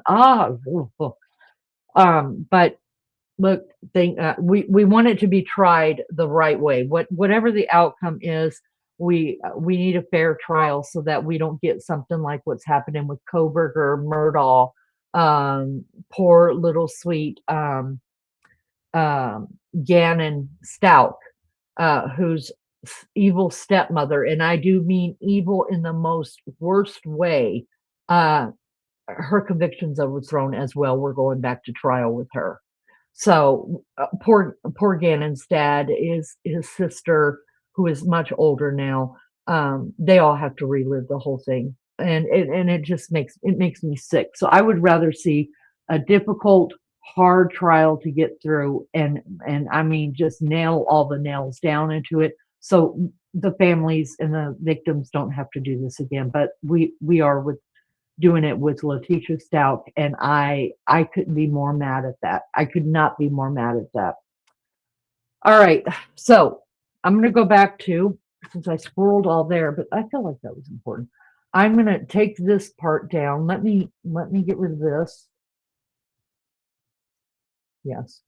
So let me get rid of this. I'm going to bring this one back up, just going back to the beginning testimony, where the first responder, and it's hard to listen to him, guys, because he's really in a bad way. He's struggling. And so I'm going to bring this back up because I want to see the pictures once again of the bands as they're shown, because come to find out, well, a lot of you may have understood the testimony. I didn't, until that one responder said, just plain out and out, there was someone hanging upstairs. And I'm like, what? You know? Did I see Harmony Montgomery is also being overturned? That's right. Yeah. It's just terrible. It's terrible. And I'm going to tell you what, I would be pulling his fingers off one by one without any kind of medication. He would tell me where that baby's at. One way or another, he would tell me. Or I turn my head in jail and let happen what's going to happen. It's a shame that they're not made to tell where bodies are and things like that. That's just not fair. It's not fair at all. Let me bring this up really quick. So yeah, I would rather watch this really hard trial and nail all the nails down so we don't ever have to see this again, because especially when it has to do with babies. And I call babies anywhere from probably 25 down. I still think my 22-year-old's a baby. He's not a baby. But anyways, I don't like redoing trials. I think it's bullshit. All right, I'm going to bring this up. I pulled it just from our channel. And I'm going to see, let me get it bigger. Okay. That's our own chat. So you guys are on TV. Wave, say hi. All right. So we're going to listen to this again, because as you can see there, if you can see my cursor, that's as big as I can make it right now, guys. If you can see my cursor, this is one of the bands right here. And we were told this is in the office. And this, I'm thinking, if I remember right, this is where, I know Dawson was found in a different room. And I think they said this picture was in the office, which is where Dawson's body was found. So when I saw this picture this morning, I just thought, I mean, because it's not up here on a doorknob. So I just thought it must have just got caught there, right? I mean, I don't know. So we're going to listen to this again where they show, let me back it up just a minute. Oh, this poor man, you guys. Oh, see, they are still showing more. So let me back him up. Let's listen to his testimony again. For the most part, he was one of the, if not the first responder there. Yeah, let's back it up. They even got more there. So he's hard to listen to, you guys. He struggles through this, but he does get through it, and I'm glad they got it over with for him. Just goes to show you the stuff that, and also he's showing the blood, I think. Anyways, so we're going to go ahead and replay this, you guys. Watch your ears, because I cannot control your volume. And I'm just going to let this play through. I'm just going to let his testimony play through again, and then we could talk about it. But this is where things went wonky for me, I think.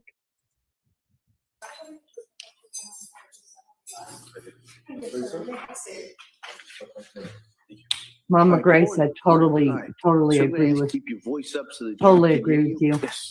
And with Right that, now, as it Attorney stands, Thank you. I believe morning. Can that you this is Could you please the one state that and has spell your name most for the guilt record? would be My name is Stephen Hall, the medical STEPHENHALL. professional. That's what And I your date of believe. birth? 3/26, That's just me. 1983. You're Where do welcome you to work? your own belief. Work at the Duxbury Police Department How long have you been a Duxbury police officer? since 2015, so roughly 11 years. I want to direct your attention to January Morning, 24th, Molly. 2023. Were you working that day? I was What shift were you working? the 4 to midnight. And would that be 4 p.m. to midnight? Yes, And were you in uniform? yes, Were you in a marked cruiser? yes, And were you on patrol? yes. And being on patrol, were you alone or with a partner? I was alone. Further directing your attention to approximately 6:11 p.m. At that time, did you receive a dispatch to go to 47 Summer Street in Duxbury? I did. And do you recall approximately where you were when you received that dispatch? I was at the Lincoln Street Fields in Duxbury. And so how long did it take you to get from there to 47 Summer Street? 7 to 10 minutes. And did you go to 47 Summer Street? Yes. And what did you see when you arrived there? When I arrived, it was just a house. There was a gate open on the left side of the house. I'll show you a few exhibits that have already been marked. Exhibit 32.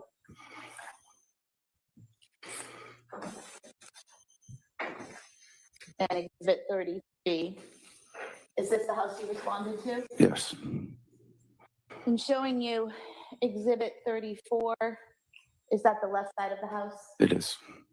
And exhibit 35 is the gate that you went in depicted in this exhibit. It is.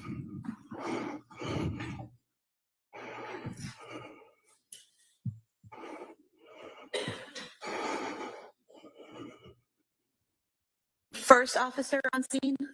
I arrived simultaneously with Officer Josephine. And he also an officer with Duxbury Police? Yes. And so did you both head to that same direction or did you go in different directions? We both went to the backyard as we were dispatched to. And you said you went to the left, correct? Yes. We heard a male voice calling for us on the left side. So. And that's where you headed? Yes. Okay. And did you encounter a male in the backyard? Yes. And did you later learn his name was Patrick Clancy? I did. What was his demeanor? He was upset. Didn't know what was going on. So. And did you see anyone else in the backyard? No. Did you see anyone on the ground? Yes. And who was on the ground? Miss Clancy. Is that Lindsay Clancy? Yes. And do you see her in the courtroom today? I do. Could you point to her? No issue with ID. Record may reflect the witness has identified the defendant. Thank you. Where was she positioned? She was on the ground if you were looking at the backyard on the right side.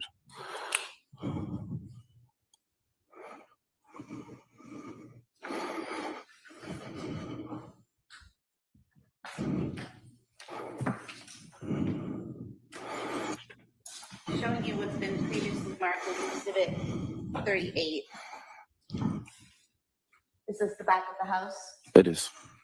And showing you what's been marked as exhibit 37. Do you see the area where the defendant was when you entered the backyard? Yes. Do you mind standing up with court permission and just pointing that out to the jurors?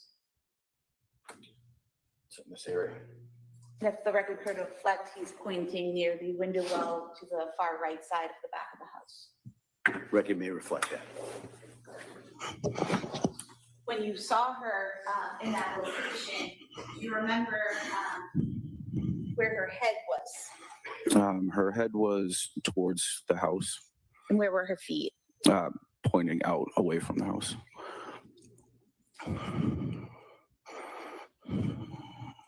Are you trained in first aid as part of your job? Yes. And do you carry equipment with you in case you have to provide first aid to someone? Yes. When you saw the defendant on the ground, did you go to her and observe any injuries? She had cuts to both wrists and to the left side of her neck. The cuts to her wrists, were those actively bleeding when you saw them? No, they were not. When you saw the cuts to her neck, were those actively bleeding? No. Did you, based on your training and experience, feel the need to provide any medical care to those cuts or use any of the equipment you had to tend to those cuts? Not at that time. Was she conscious? Semi-conscious, in and out of consciousness. And what was she doing that gave you that indication? She would wake up and move around and then kind of just go still again. And when you say she would move around, what parts of her body was she moving? Just her head, really. Was she able to speak to you? She wasn't, no. Was she making any sounds? She was just, like, it sounded like she was in pain. So something like moaning or something like that? Yes.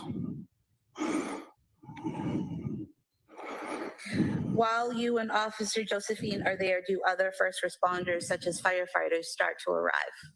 Yes, they started to arrive, and I went to the to gate to direct them where to go.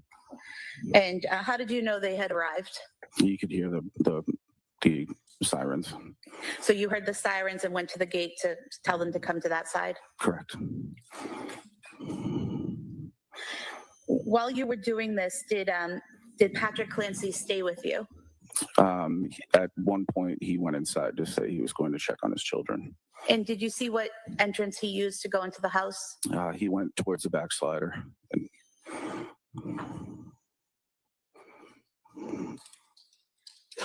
Shortly after Patrick Clancy went inside the home, did you receive a call on your radio? Yes. And what did you hear on your radio? Dispatch said that he couldn't wake them up. And did you know what they were talking about when you initially heard that? Not really, no. Did something then catch your attention? Yeah, I heard a loud scream from inside.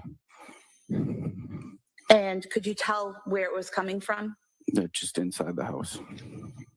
And the screaming, was it words or just sound? It was just a sound. When you heard that screaming, what did you do? Myself and Officer Josephine ran towards the slider and entered into the house. And when you entered into the house, do you remember what room you entered into? Into a kitchen. And when you entered into the kitchen, could you still hear that screaming? No. We could hear he was talking, but the screaming was done. When you said he was talking, who was talking? Patrick Clancy. So you could hear Patrick Clancy talking at that time? Yes. And could you tell where he was? Yes, he was in the basement. And did you head to the basement stairs? Yes. Showing you what's been marked as Exhibit 41. Are these the stairs that you went to? Yes.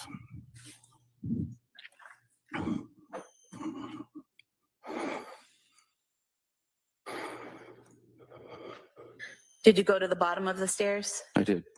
Once you got to the bottom of the stairs, is it accurate that you either have to go right or left? Correct. Which direction did you go? We heard Patrick Clancy talking from the right, so we went in that direction. Could you hear what he was saying?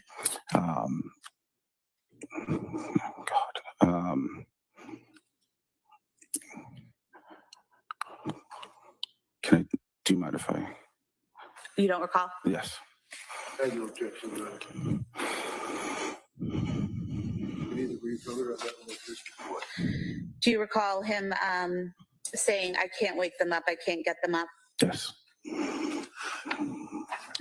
And do you remember his demeanor as he was saying that? He seemed very upset. What did you do in response to that? He came from a back room, so we ran into that back room.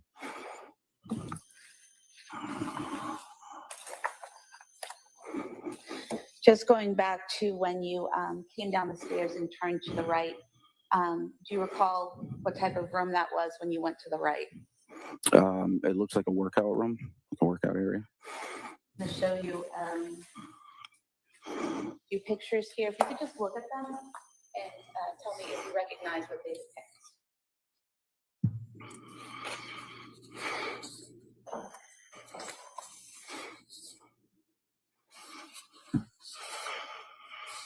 Yes. And do you recognize these to be photographs of that workout room that you entered into when you went to the right? Yes. We could have these marked as the next few exhibits. Those may be admitted. Or exhibits.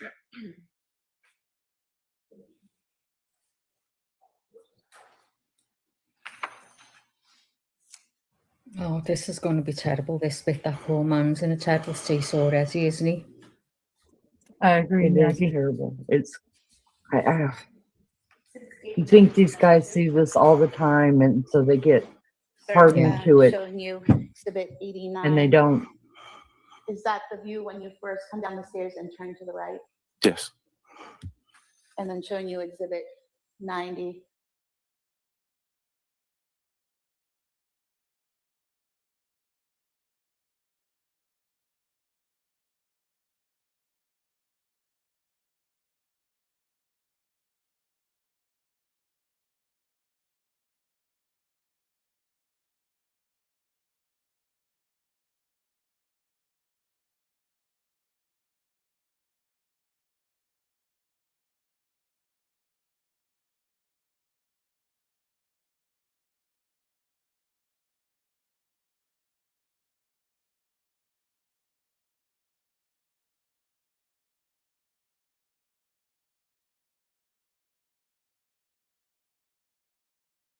Are those exercise bands there tied to the closet door? Yes.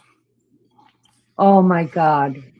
91, just a close-up of that, correct? Yes.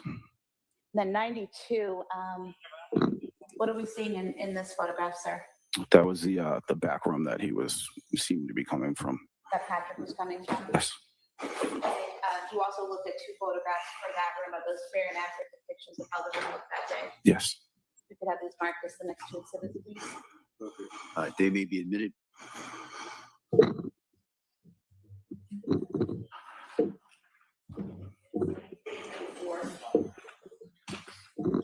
Sir, did you head to that back room? I did. And what did you see when you got to that back room?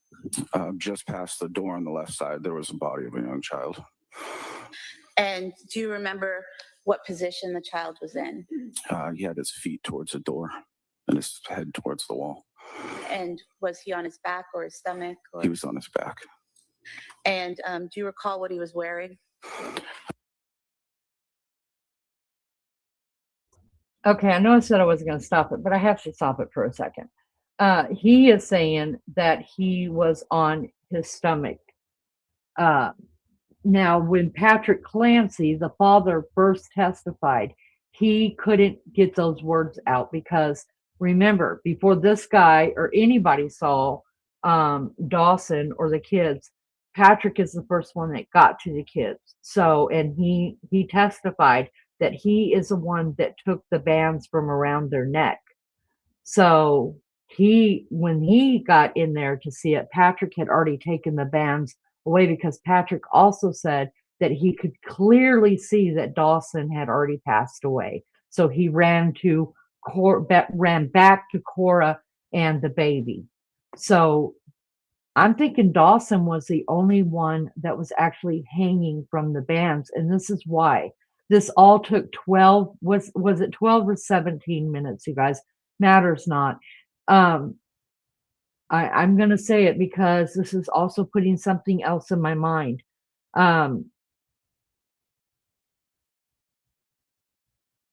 Was this premeditated? Because we know that somebody searched how to kill, right? And I'm sure strangulation came up in that. So you had to kind of think of, okay, I'll tie it to, I mean, how do you, I don't know how this works. Can you automatically think, all right, so I'll tie it to this, and then I'll do this and I'll do this, and that's how you strangle them. And then you've got 2 more kids that are alive in there. Was she able to think, oh my God, this is taking too much time. Plus I still have to do myself, before my husband gets home. Because remember, she mapped it all out. She knew how long it was going to take. She did all the work. So now, see, I'm swinging. I know I'm swinging from a tree, you guys. And the question isn't whether she killed him. She's admitted to that. We know that. We got that. What we're trying to see is she really in a psychotic state, or was this premeditated murder? So now, having listened again, and now I got a different scenario of what they are saying happened, or what they saw when they first went in there, and the way that Patrick wouldn't say, he couldn't answer the question if Dawson was found the same way as the other two kids. Was he laying on his stomach or his back? He said Dawson was found the way he was. And I thought that was odd when we heard him testify like that. I was like, oh, so he must have been in a different way. Maybe, I don't know, because they said that one of the kids had blood around them. Well, we could clearly see there's blood in that room that Dawson was at. And then I asked the question, is that Dawson's blood or is that the mother's blood? And that still has yet to be answered. It will get answered, but it's still yet to be answered. So I put all that together thinking that maybe Dawson was killed in a different way. And then when I saw the bands, I just thought that when he was taking them off of him, that it got stuck up there like that. I don't know if that makes any sense to you guys, but it does change me a little bit and make me think of this case differently, because there had to be some kind of why was Dawson the only one that was killed this way? I don't understand. Was the plan to do all of them this way, but she realized it was taking too long? I don't understand. Does it show premeditation? I don't know. Because if it's premeditated, then you're not in a psychotic episode where this just happened. Premeditation, it takes time to figure that out. He was shirtless. I believe he was just in a diaper or underwear of some sort. And showing you Thank you. Exhibit 93, if you wouldn't mind just pointing out where you saw his body. Record reflect, he's pointing to the area of the yellow exercise band. It may reflect that. And sir, that yellow exercise band, did you see that in that position when you saw the body of the child on the floor? Yes. Exhibit 94 was that position.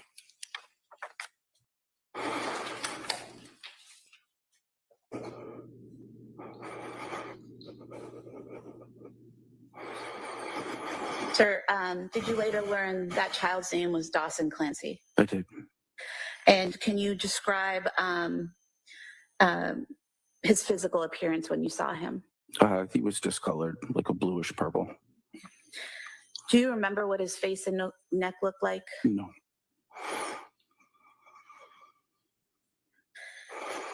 What happened next?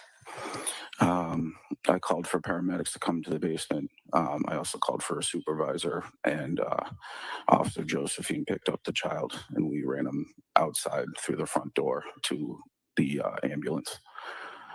And did you do anything after that, after giving Dawson to EMTs? We ran back down into the basement to check to see if we could find other children. And what made you think there were other children to find? When Patrick Clancy said, well, I can't wake them up, instead of just a singular. And so when you went back inside, did you go back down the basement stairs? Correct. And this time, did you go to the left? Yes.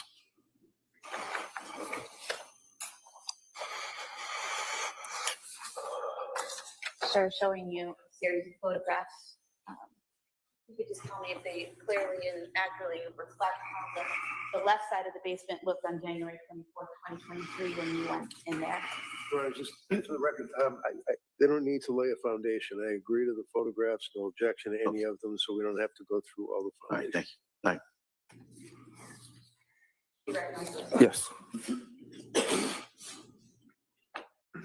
Could I just mark this the next exhibits, please?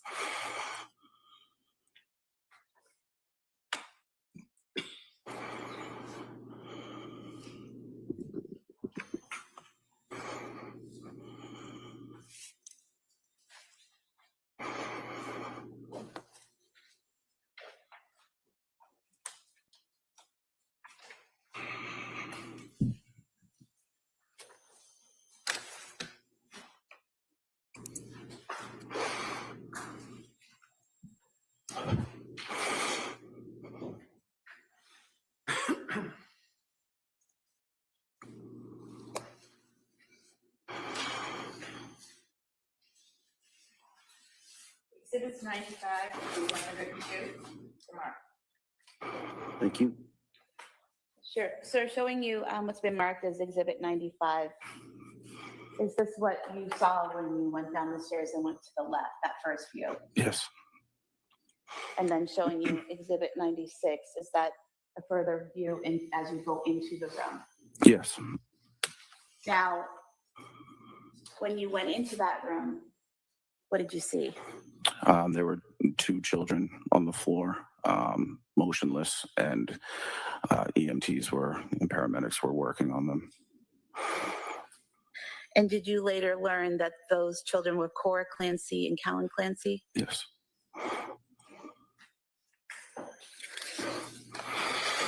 Did you do anything to assist the medics at that time? Excuse me. I asked if they needed any equipment. And did they ask you to get some equipment? They asked me to grab a heart monitor. And did you do that? I went and found the fire captain to ask where I could grab one. And he was pretty upset.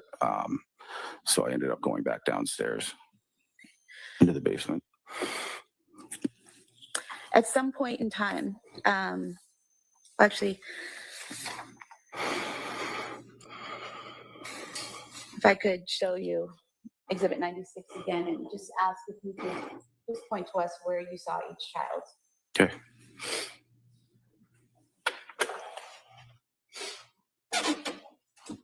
Here. So for the record, the first area you pointed to was in between the blood stain and the black exercise band, is that correct? Correct. And then the second area was over toward in front of that small nightstand or some type of shelving unit. Yes.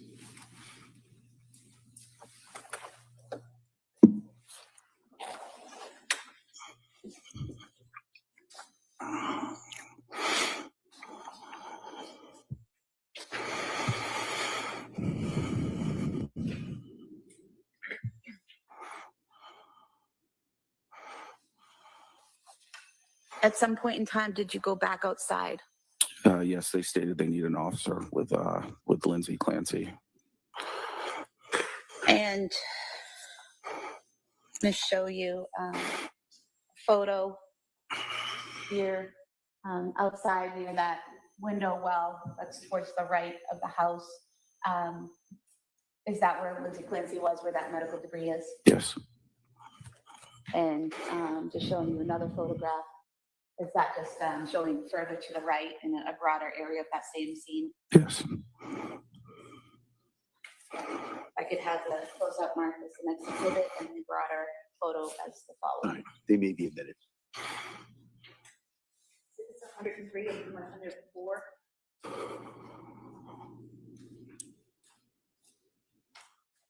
While you were out there with the defendant, were these medical staff, paramedics treating her? Yes. And did you happen to look up? Yes, I did. What did you see when you looked up? There was an open window with blood marks around the window. And did you also see blood marks on the shingles below that window? I did. Showing you a photograph here. So up at the top, is this the open window you're referring to? Yes. Zooming in on the shingles here to the left and right, just below that window, are those the blood marks you're referring to? Yes. And here in the photograph, you had mentioned blood marks on the upper window. Is that what you're referring to? Yes.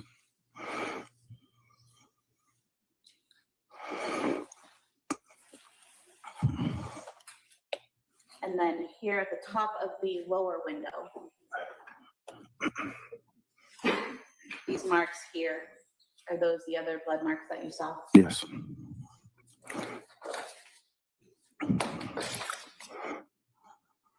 If we could have these photos marked as the next exhibits.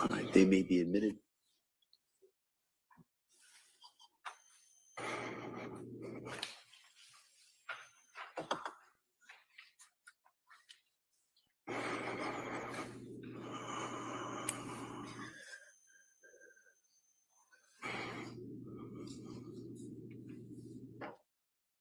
While you were out there in the backyard, did you see a ripped or, oh, I'm sorry. 105 to 108. While you were outside, did you see any ripped or torn screens on the ground? No. What did you do next? I just went over to the paramedic, asked what I can help him with.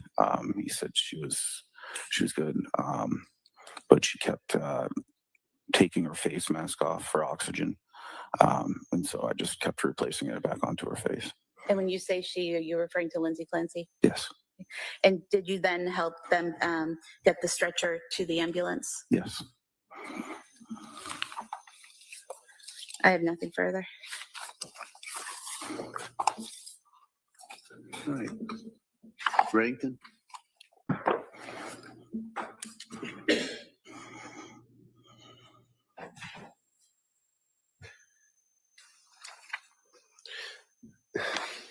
Thank you for your incredible service.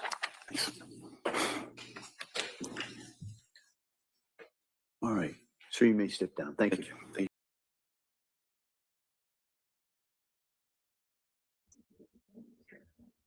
Am I even on stage here? I can't tell. There I am. Hi, Alex. Good to see you. Good to see you. I have a better sickening understanding of what happening. I don't understand why it happened this way, other than she just thought it. I don't understand why. Exactly why one child is in one room, two are in the other, and the one that's in the office we know is the first child that she murdered. That was Dawson. And the only thing I can think of why he's in that room was to separate him and Cora, so that Cora maybe didn't know what was going on. And then once her method of doing it by strangulation and hanging is what I'm thinking, was taken too long, because she knew exactly how long this was going to take to happen. She mapped it out. Then she just knew she was going to have to do it herself. So we know that Dawson was first, Cora was second, and Callan, the baby, was third.